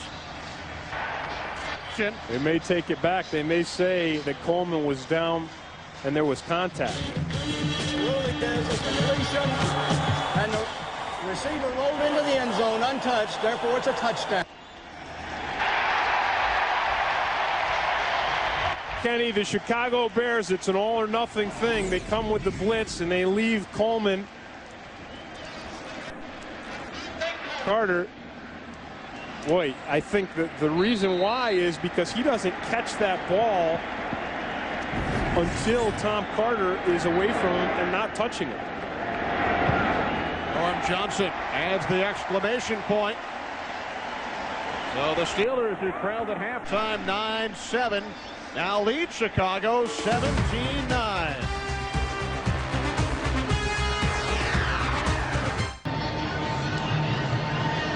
Back in Pittsburgh, where the Steelers have gone up 17-9 over the Chicago Bears after an Alonzo Mays fumble. And then Andre Coleman does an outstanding job concentrating, hanging onto that ball, and scooting into the end zone.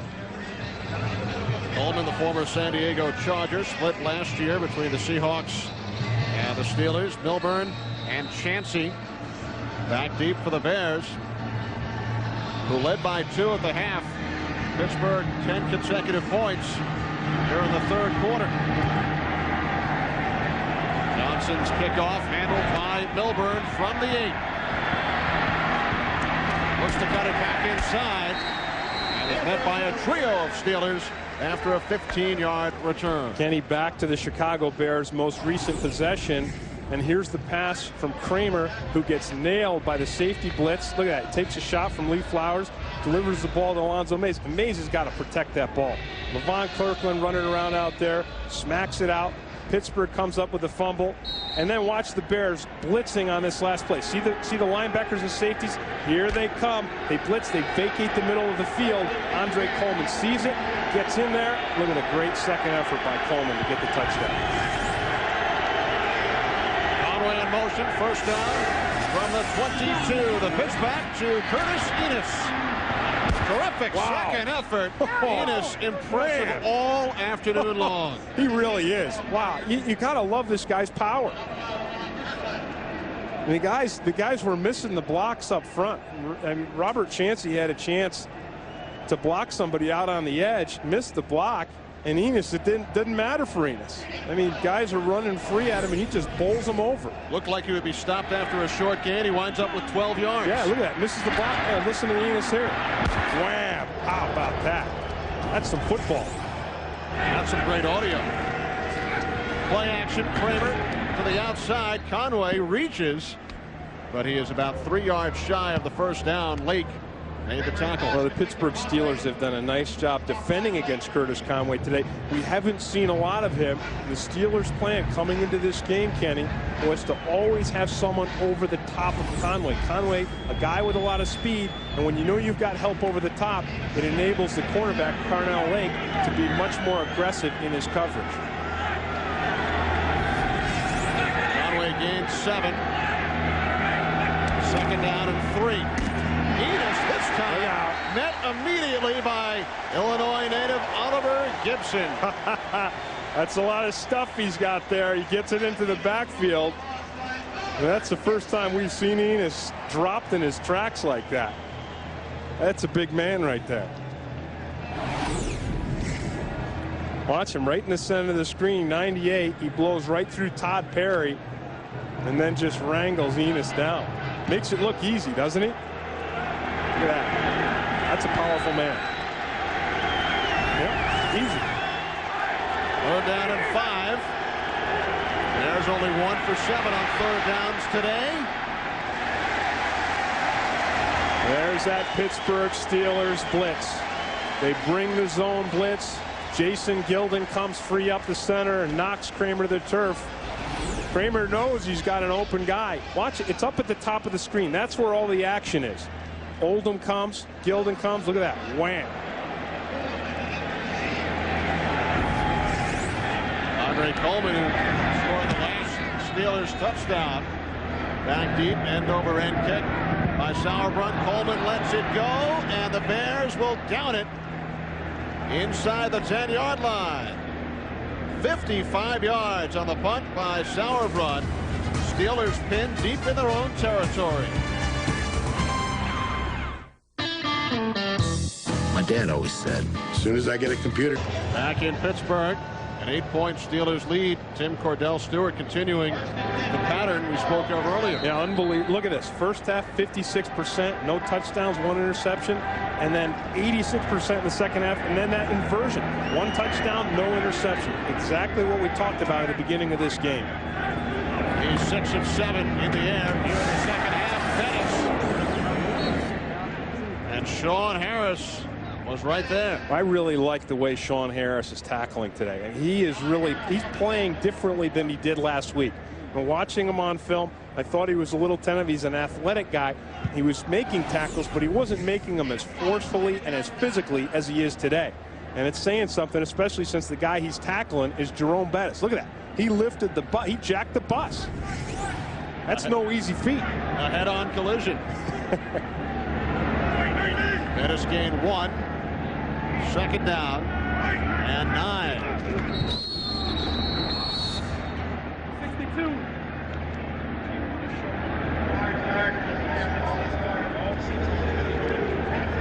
So this will force the Steelers back, and now for an NFL update, Let's return to James Brown at the Fox Network Center in Los Angeles.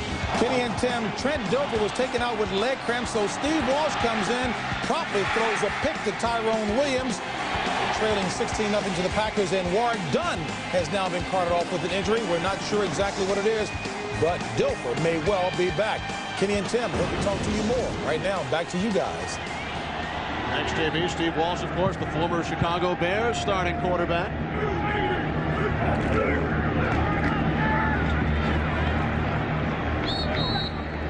the Steelers pinned deep in their own territory. Carl Reeves made the tackle. Bettis gained 2 with 2 minutes 20 seconds remaining. Third quarter, a 17-9 lead for the Pittsburgh Steelers, who trailed at the half 9-7. Well, the Steelers came into this game believing that their run game was going to work, because it's very rare that Jerome Bettis goes 2 weeks in a row without doing something, and today so far he's already over 100 yards, so the bus is back on track. Third down and 11. 4 wide receivers. Stewart out of the shotgun from the end zone, deflected off the fingertips of Charles Johnson, so the Steelers will punt it away.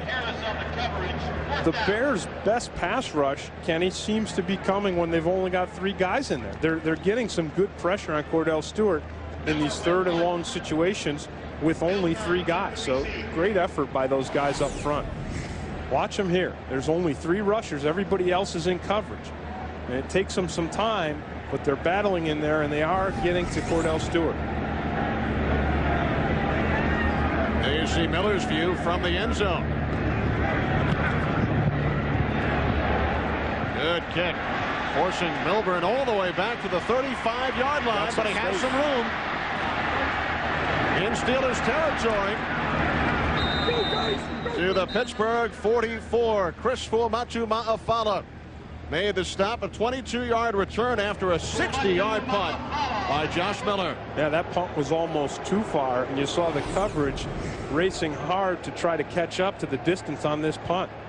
Glenn Milburn, of course, as you mentioned earlier, came up with the big return for a touchdown last week against the Jacksonville Jaguars, and you get the sense with Milburn that he's always looking for that spot. He's always looking to break it back, to do the unexpected thing, to come up with that big play. Milburn went to the Pro Bowl as a return man back in 1995. As a member of the Denver Broncos. From the Steelers, 44, Enos, and Levon Kirkland catches him for a loss. Man, there's another big man, Levon Kirkland. Jim Haslett said yesterday, in his opinion, this guy is the best run stopper in the NFL. Watch him at the top of the screen, 99. Again, it's that aggressive Pittsburgh defense. He's not waiting. He's not reading. The ball is snapped. He's on his way towards the line of scrimmage, breaks through a hole, tackles Enos in the backfield. That's why he's also the highest paid linebacker in the NFL. Second down and 12. Kramer. Ty Halleck, the fullback, gains 3, perhaps 4 yards, so it will be a third and long situation for the Bears. You see from Erik Kramer again on that pass what I think Erik Kramer's biggest asset is, and that is his composure, his understanding that this Bears team is based on not so much having to go out and make the big plays, but don't make the big negative plays going the other way. So instead of throwing into double coverage, which he had for his wide receivers, he dumps it off to Ty Halleck. 3 wide receivers, third down and 8. Kramer to the outside. Bobby Ingram pulls it in for a Bears first down, a gain of 10. He needed 8 and picked up 10 yards. The most difficult thing about that play right there for the Bears wasn't the protection. The Steelers only end up rushing 4. There's plenty of guys there to block. It wasn't even the catch, it's the pass. Watch Kramer. Look at that. That's the outcut that a lot of people think that you have to do as an NFL quarterback. You've got to have the arm strength to throw that ball. And that's the end of the third quarter with the Steelers leading the Bears 17-9. Fox NFL Sunday will continue after these messages from your local Fox station.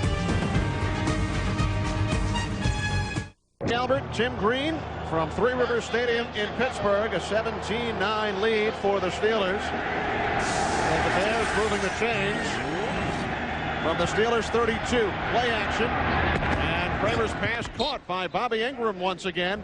Wrapped up by Dwayne Washington. So Bobby Ingram, who scored the first touchdown of the game for Chicago, now with 4 receptions on the day. They have been going to work on Dwayne Washington. Again, you have to remember, it's because Erik Kramer knows by now that the Pittsburgh Steelers are rolling their coverage, rolling their defense to Curtis Conway. The fullback, Robert Chansey, on 2nd down and 1. His first carry of the game.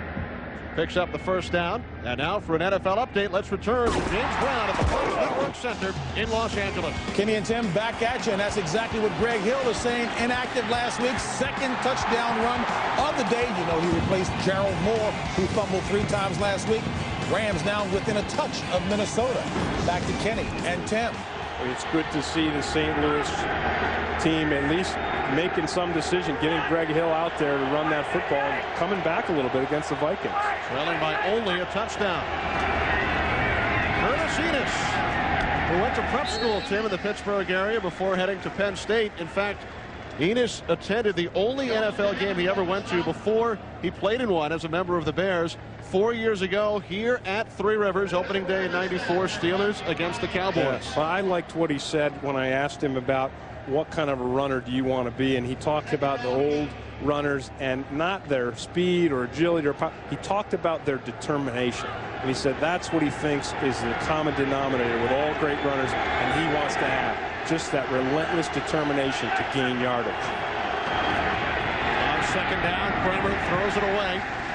As we talked about earlier, instead of taking the sack, he got rid of it. That's what he's got to do. That's what he does well. And again, it comes from all the years he's had in the same system. He's got that experience. He knows what Dave Wanstead expects from him, and he knows he's going to get some plays like this with these Steelers come on the blitz. There's Lee Flowers, Nolan Harrison coming untouched, and if he can get rid of that ball, you know, they can line up and just try it again. Wanstead told us Kramer could have got to San Diego, but decided to remain with the Bears and try and get this team heading in the right direction.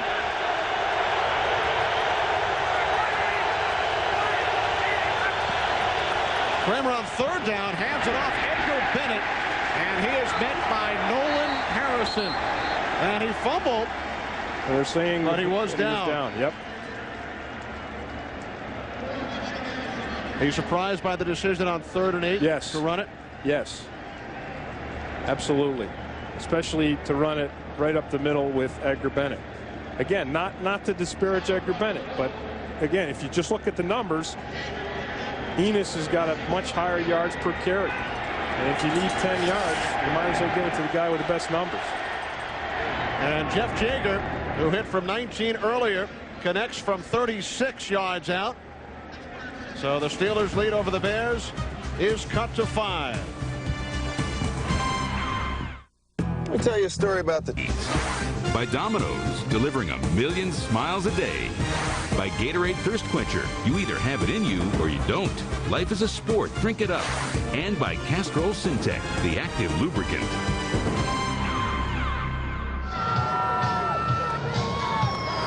The Steelers' home opener. And they lead the Bears 17-12, one of the oldest rivalries in the NFL. It dates back to 1934. And the last time these teams met, 1995 at Soldier Field, a 37-34 overtime victory for the Pittsburgh Steelers. They lead by 5 right here as Will Blackwell brings it out from the 6. Blackwell across the 30, across the 40-yard line, finally hit out of bounds by the kicker, Todd Sauerbrunn. A return of 38 yards. Boy, Blackwell punished Sauerbrunn on that run, didn't he? Sauerbrunn's taken a couple of those through the years. He went down like a house of cards. Watch Blackwell. Nice job. Starts up one side of the field to draw the defense, then breaks back to the other, gets a nice lane from his blockers. Watch the punishing shot he puts on Sauerbrunn. Wham!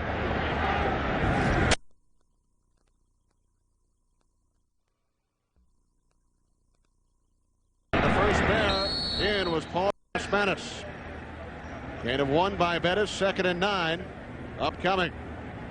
This week, Tim, on Fox Saturday Baseball, teams gearing up for the postseason. The Boston Red Sox look to stay on top of the wild card race. And the Yankees take on the Orioles from Camden Yards in Baltimore. Plus other regional action. It all begins at 12:30 Eastern within the zone. Right here on Fox. Check local listings. Fox Saturday Baseball as the season winds down. 2nd and 9 Steelers. Bettis up the middle. Big hole. First down and more. Down to the Bears. 36 as the bus gains 19. Oh, yeah. Bears get out of that 8-man front. They drop both safeties back into a cover 2. They open up the middle of the field. The Steelers' offensive line does a beautiful job. Look at that hole. That's a tunnel. That's a tunnel the bus can go through. Beautiful blocking up front. That Steelers' offensive line has definitely come together today. Stewart on first down with time and finds a receiver, Whitman, and once again it was Sean Harris making the stop. Yeah, he's playing a really good football game today. We've seen him making tackles on the outside. He's bringing down his coverage, bringing them down with a 1 or 2 yard gain. We've seen, I mean, look, he blew the bus backward. He jacked the bus, making tackles all over the field. He's really developing into a nice player for the Bears. One of the key points you made during our open, Bettis averaged only 1.8 per carry last week, 2.8 in the preseason. However, today, and Whitman part of the reason why, Bettis averaging 6.5 yards per run. 2nd and 9. And Stewart's pass incomplete. Hawkins, the intended receiver, Tom Carter on the coverage. Kordell Stewart is doing a really nice job of assessing what defense are the Bears showing me. If they show me 7 guys up front with the 2 safeties deep, hey, I'm going to hand it off to Jerome Bettis right up the pipe. If they show me 8 guys coming up, like on that last play, Marty Carter coming up, all right, now I'm going to throw the ball downfield. It wasn't a successful play in the end, but it was a successful strategy in the beginning. Key play right here, 3rd down and 9 for the Steelers from the Bears 35. 4 wideouts. Bears show the blitz. Shotgun formation. And Stewart's pass short, intended for Andre Coleman. And nice coverage there by Walt Harris. He had Coleman, twisted up. Well, Norm Johnson has the helmet on. Question is, will Bill Cowher send out the field goal unit or go for it on 4th down? Or will he punt it? And the Steelers will go for it. 4th and 9 from the Bears 35.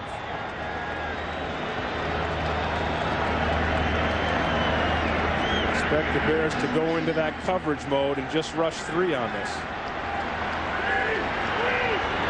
3 wideouts, 2 backs to protect Stewart. And a play clock ran down, so the Steelers tried to pull the Bears off sides. Delay of game on the offense, 5 yards. It's still 4th down. Steelers tried to gain the automatic first down, and now they will punt. Miller's had a couple of 60-yard punts today. 3 others of more than 50 yards, but this time he will try and keep it in the field of play. Milburn waiting back at the 10.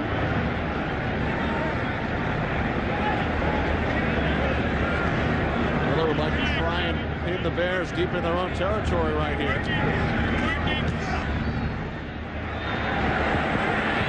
Milburn lets it go, and it does in fact bounce through the end zone for a touchback. So with 10 minutes remaining in the 4th quarter, Bears take over. Every man has a mountain to climb. Pittsburgh, where the Bears are in need of a drive late in the game, this is what they've got to contend with. A very aggressive Pittsburgh Steelers defense.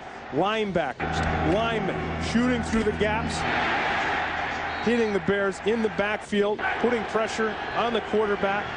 Kramer takes a shot here. So it's that aggressive nature that the Bears have to contend with here late in the game, and they need points. Kramer's been sacked only once today. Makes the connection with the fullback, Robert Chancey. Knocked out of bounds by Kordell late after a gain of 10. Chancey picks up the first down.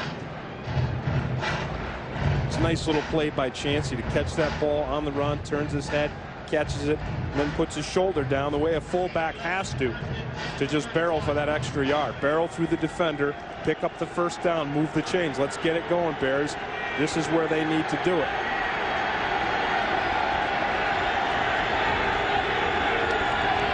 On first down from the 31. This time it's Enos. And Kordell Lake was right there, a loss of 2. And now for an NFL update. Return to James Brown at the Fox Network Center in Los Angeles. Kenny and Tim, might we have an upset in the making? Eddie Kinnison of St. Louis, he's doing his part. 71 yards, sweet moves on that punt return. Minnesota, St. Louis all tied at 24. Back to Kenny and Tim. So Eddie Kinnison out of LSU tying the game. Sweet moves is right, JB. Rams and the Vikings deadlocked at 24. Kramer throws it behind both Curtis Conway and Alonzo Mays. Miscue between the receivers and Erik Kramer. Kramer saw Lee Flowers, the strong safety, coming on the blitz. Again, it's that aggressive Pittsburgh defense that's so tough to contend with. They do so many different things. Watch Flowers, 41. Here he comes right up to the line of scrimmage. Now look, he gets blocked, but he's driving Valerio back into Kramer's face, so Kramer dumps that ball off, and the receivers don't realize, hey, it's a blitz. I got to turn now to catch that hot route. Third down and 12. 3 wide receivers. Here comes Kordell Lake. Kramer gets the pass away, and it's incomplete. He was looking for Chris Penn. Just missed timing between Chris Penn and Erik Kramer. Penn got himself separated from the defender. Kramer delivered that ball, but they were not in sync. As you said, Kordell Lake coming on the blitz, putting a little heat on Erik Kramer. Nice stand by the Pittsburgh defense. 8th punt of the day by Sauerbrunn, and it's a terrific one, although it's a bit too good. Bounces through the end zone for a touchback. 71 yards officially on the punt by Sauerbrunn.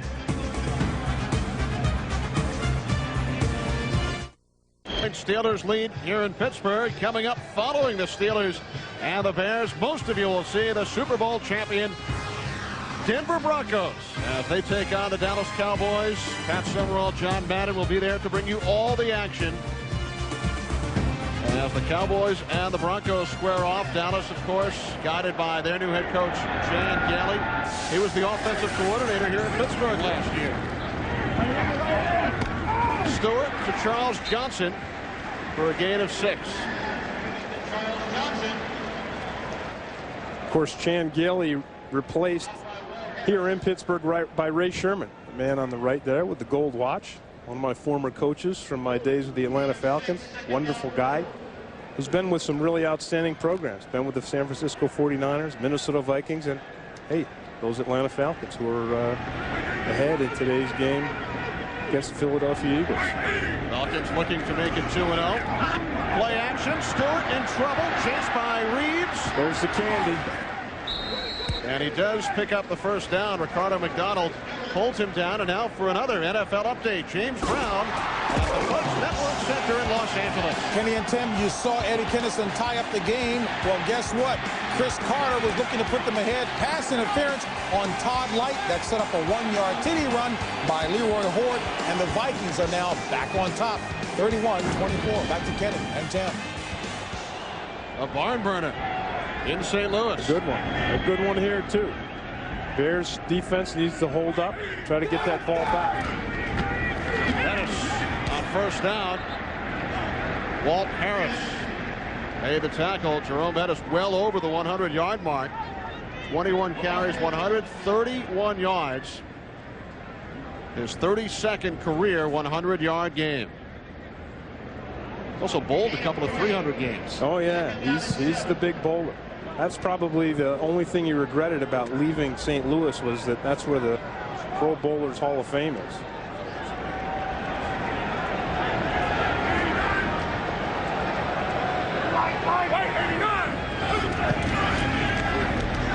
Stewart fakes the pitch back, and Charles Johnson wide open. He dropped it.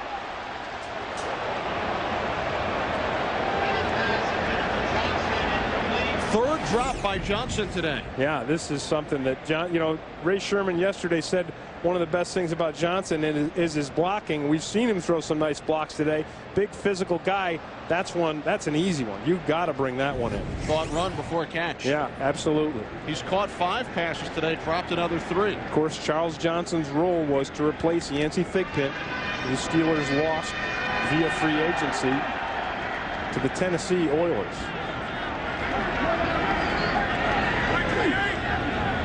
Third down and 7.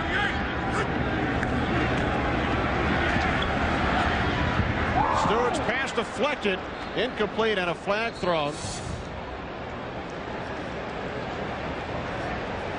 That Bears 3-man rush has worked pretty well for them today. Holding, number 63 of the offense. That penalty is declined. 4th down. Mr. Monty Dawson, the 6-time Pro Bowl center. Once again, Kenny, you've got these 3 guys up front. Look at them. 1, 2, 3 across the center. There's 5 Pittsburgh linemen blocking those guys. That's 2.5 guys per man. And they're taking a beating in there. But they're coming through, getting the pressure on Kordell Stewart. Watch Jim Flanagan. He's the guy working on Dermontti Dawson. He gets some help from Brendan Stye. Flanagan still forcing Stewart to throw that ball and drawing the holding penalty. Josh Miller punts it away. A line drive kick taken by Milburn from the 25. Oh, what a stop. Forced back by Richard Huntley after an 8-yard return. A 42-yard punt by Miller. We have really seen some great hitting in this football game today.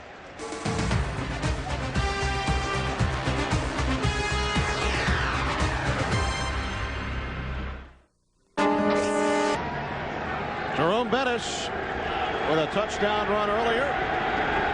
His Pittsburgh Steelers lead the Chicago Bears 17-12. Curtis Enos gains 2 yards on first down out to the 35. And you have to remember something about Curtis Enos again, Kenny. Missed most of training camp, came in late.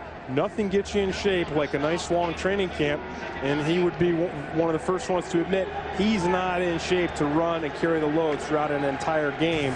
I think he's run out of a little steam so far today, late in the second half, and also late in that first half, and now late in the second half. So fatigue certainly a factor. 2nd and 8. Enos again with the fullback Chancey leading the way. Well, didn't look too tired on that, on that one, did he? He gains 13 yards.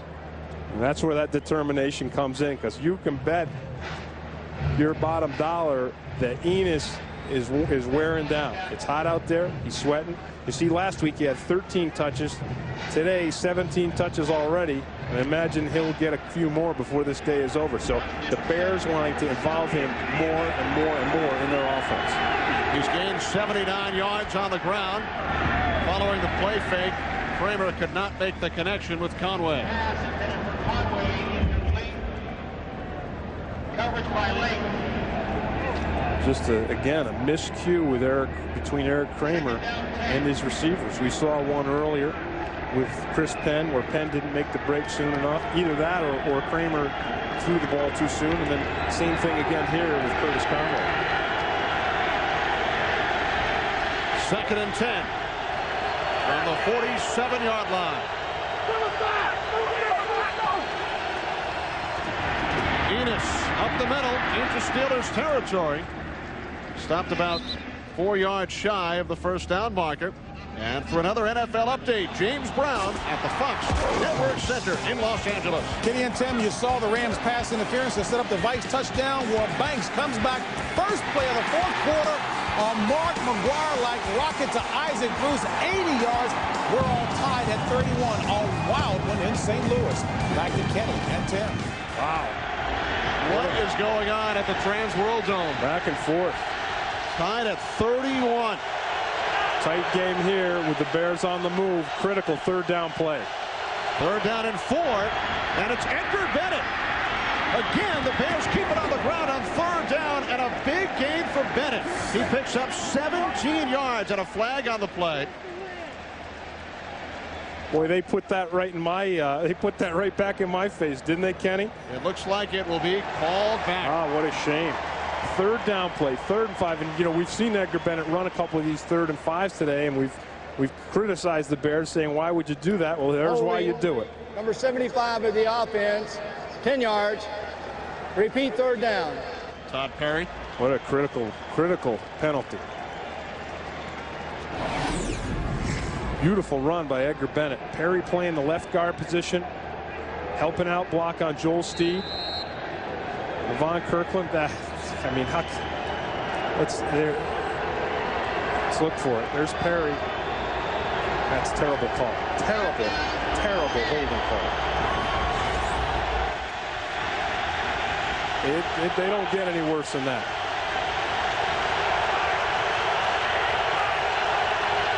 So it is now 3rd and 10. Bennett out of the backfield. Stopped about 4 yards shy of the first down at the 47-yard line of Pittsburgh. The Bears are going to just go for this. Looking at this as a 4-down situation now. They've got the field position. Smart. Otherwise, they might not get the ball back. Yep, they might not get the ball back with Jerome Bettis back there rumbling. Under 4 minutes to play, a 5-point Steeler lead, 4th down and 4. Last year, the Bears led the NFL in 4th down conversions.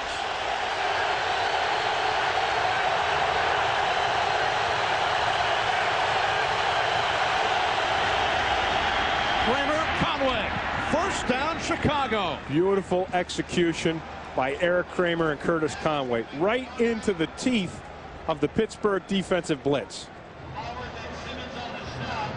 And that's certainly quieted the crowd. Watch the blitz come here from the right side. Safeties, linebackers, defensive ends, right in Kramer's face. He keeps his composure. There's the double coverage on Curtis Conway that we've been talking about all day. A guy underneath, a guy over the top. A big smile for Erik Kramer on a critical 4th down situation. Kramer staying cool, calm, and collected. Curtis Enos with Todd Perry leading the way. Gains 2 down to the Steelers' 35 with under 3 minutes remaining.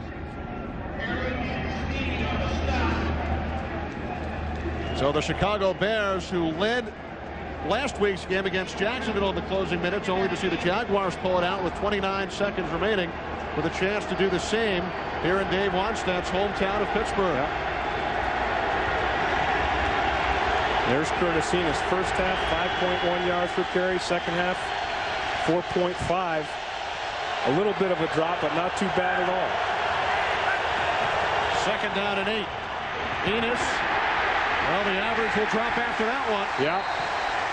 There's that aggressive Steelers defense, and we've been talking about it all day long. Jason Gilden, he's an outside linebacker. He's in the backfield. Carnell Lake, he's a cornerback. He's in the backfield. That's aggressive defense. Sending guys from all over the field. And we have hit the 2-minute warning with Erik Kramer and the Chicago Bears on the move, trailing the Steelers by 5.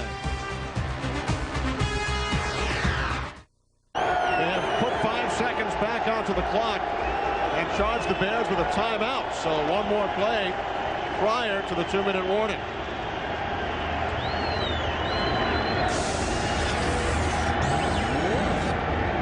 Line of scrimmage, the Steelers 39. Bears with 2 timeouts remaining. 3rd down and 12 upcoming. This is what Dave Wannstedt says is all you can ask from your team, to have the ball with the last drive of the game with a chance to win it.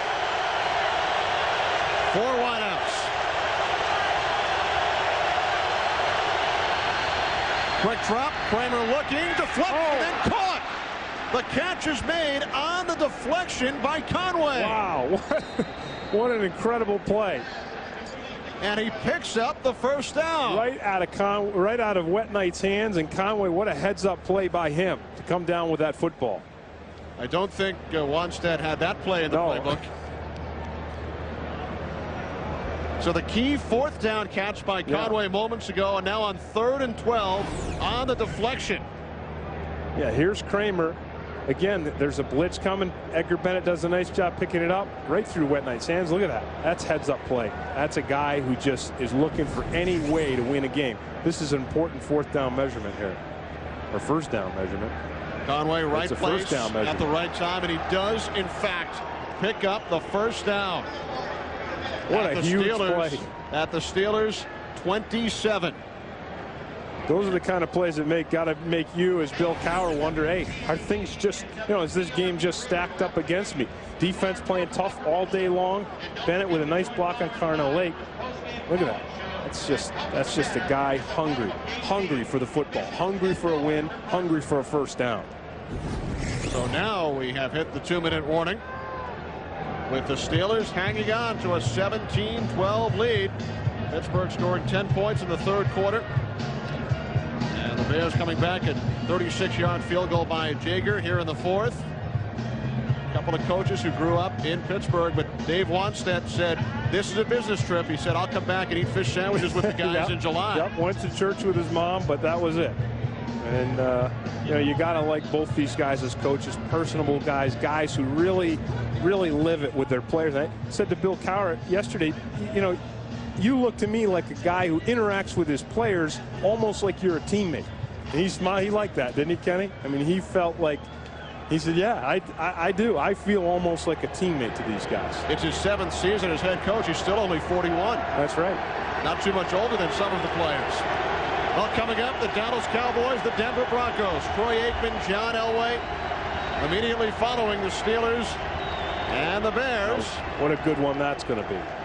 What a good football game. Fox NFL Sunday continuing. It's a doubleheader week from Mile High Stadium in Denver. Aikman with his new offense. Let's see if that thing is for real. I mean, we know what they did last week against the Arizona Cardinals. Let's see if they can do it against the Denver defense that helped win that Super Bowl last year. And watch Terrell Davis, John Elway, see what they can do against Deion Sanders and that Cowboys defense. And Denver, the Monday night victory over New England. Here's some offense and defense right here. A minute 59, 1st down on the Steelers' 27. Curtis Enos down to the 21. He picks up 6. And the Bears have the time. They've got a full 2 minutes here. They're close to the end zone. Dave Wannstedt has the luxury of being able to run the ball with Enos or throw the ball. And the missed extra point earlier does not come into play. Even had Jaeger connected on that extra point, they would still need a touchdown. This is a situation here where you want to run down most of the clock, because if you score, you don't want to leave Kordell Stewart with time. Enos on 2nd and 4. What a terrific second effort as he picks up another Chicago Bears 1st down. Enos has done a beautiful job all day long of breaking tackles at the line of scrimmage. Carlos Emmons was on him right there on his legs, but Enos runs with such strong legs that he breaks the tackle and keeps on going. There's Emmons. He comes from the other side. Look at that. Right down on Enos's feet. Enos makes a spin, keeps churning forward, picks up an extra 5 yards and the 1st down. There he is. He's gassed. I mean, this guy is gassed. 21 rushes today, 95 yards. It's been a long time since someone has run for over 100 yards against the Pittsburgh Steelers. In fact, the last time it was Bam Morris. Back in December of 1996. There it is. Morris, of course, the former Steeler, did it with the Ravens, now a member of the Bears. That's right. And the Bears, no doubt, instant run game with Curtis Enos. Instant. A minute 22 remaining. Kramer to the end. Alonzo Mays, the intended receiver, could not pull it in. Wow, that's a big play that Alonzo Mays, one day the Bears expect him to make that kind of catch. Kramer under serious pressure from that Pittsburgh defense, and Nolan Harrison is down. He's had trouble with his ankle all preseason. He missed the last 2 preseason games, a native of Chicago. Watch the pressure Kramer's under. Pittsburgh doing a great job again. Here's that aggressive defense. There's Darren Perry, there's Jason Gilden, Nolan Harrison on top of him. That's a ball that's a tough ball to catch, but that's a ball Alonzo Mays has got to catch. Critical time in the game. He releases downfield. It doesn't have a lot of juice on it. It's a little overthrown, but he's got to pull that in. Again, watch the pressure Erik Kramer's under. Gilden coming down on top of him. Darren Perry right there to clean up, hit him under the chin. Kramer keeping his cool. So resetting the scene for you, Chicago with 1 timeout remaining. Steelers charged with a timeout right here, an injury with under 2 minutes remaining. So Chicago 1 timeout. They trail by 5, a minute 18 to go with the ball on the Steelers' 16-yard line. Bill Cowher, Jim Haslett, the coordinator there, talking with Levon Kirkland. A big-bodied inside linebacker. And he's kind of the counterpart to Jerome Bettis. A big guy, big for his position, but still with great mobility and the ability to run around the field. Great speed, elusiveness on the part of Bettis, speed on the part of Kirkland. Rod Manuel has replaced Nolan Harrison. And there we see the drop passes that have definitely taken their toll on the Chicago Bears offense this week. Last week was 6. Dave Wannstedt said that's the reason we lost it. We'll see if they can come up with a catch now. On 2nd down, Enos tries to turn the corner and gets back to the original line of scrimmage. That's just powerful defense. Powerful defense at the point of attack. Joel Steed, I mean, they were worried about him all day long and what he can do to the center. Casey Wegman, young center, not much experience. Felt like Steed needed to be handled with 2 guys most of the day. 3rd and 10, play action. And Kramer's pass picked off by Kordell Lake.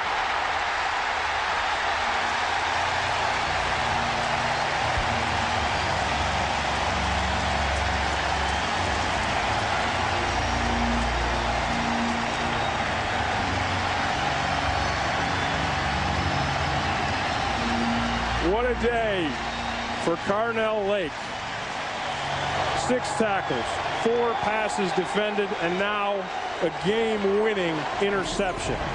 How about this defense? Look at right up the middle. Here comes the pressure. There comes the heat on Erik Kramer. It's Dante Jones who's right on top of Kramer.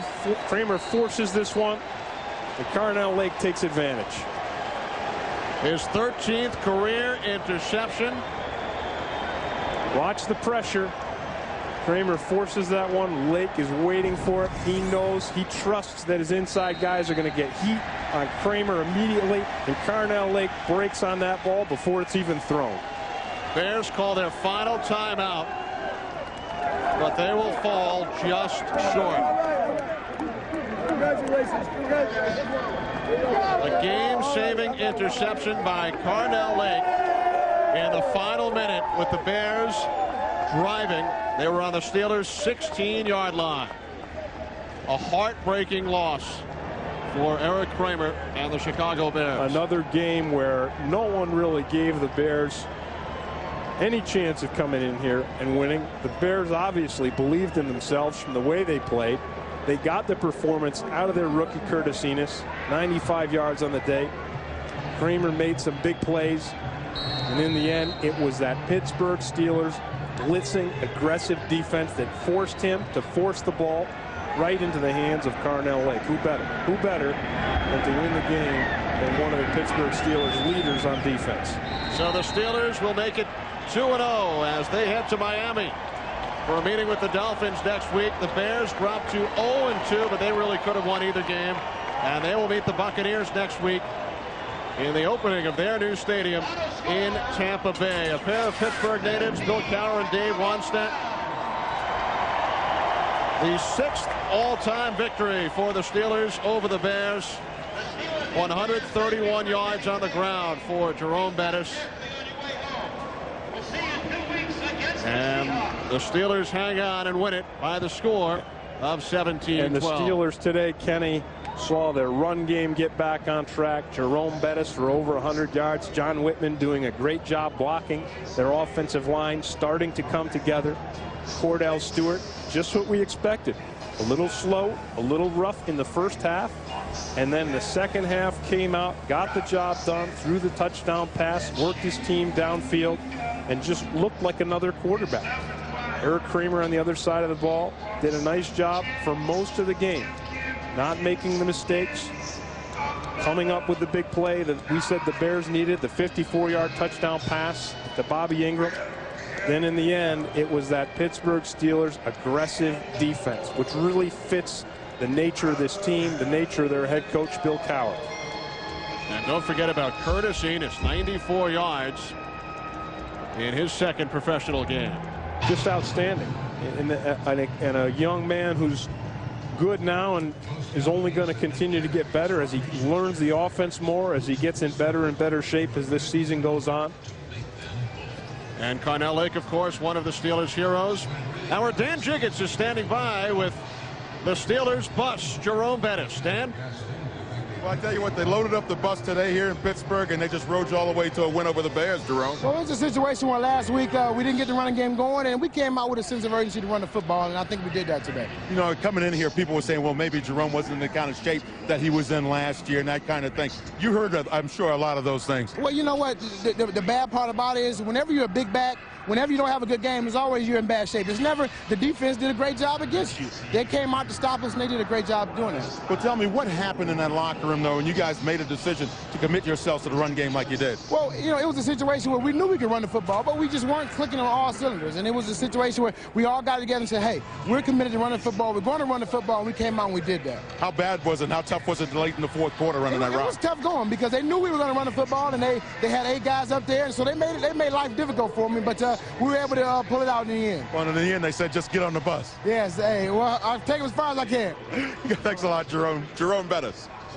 All right, thanks very much, Dan. 42-yard run by Jerome Bettis set up the Steelers' first touchdown, which he scored in the second quarter. And the Steelers hang on to win it by the score of 17-12. For Jim Green, Kenny Albert saying so long. Stay tuned as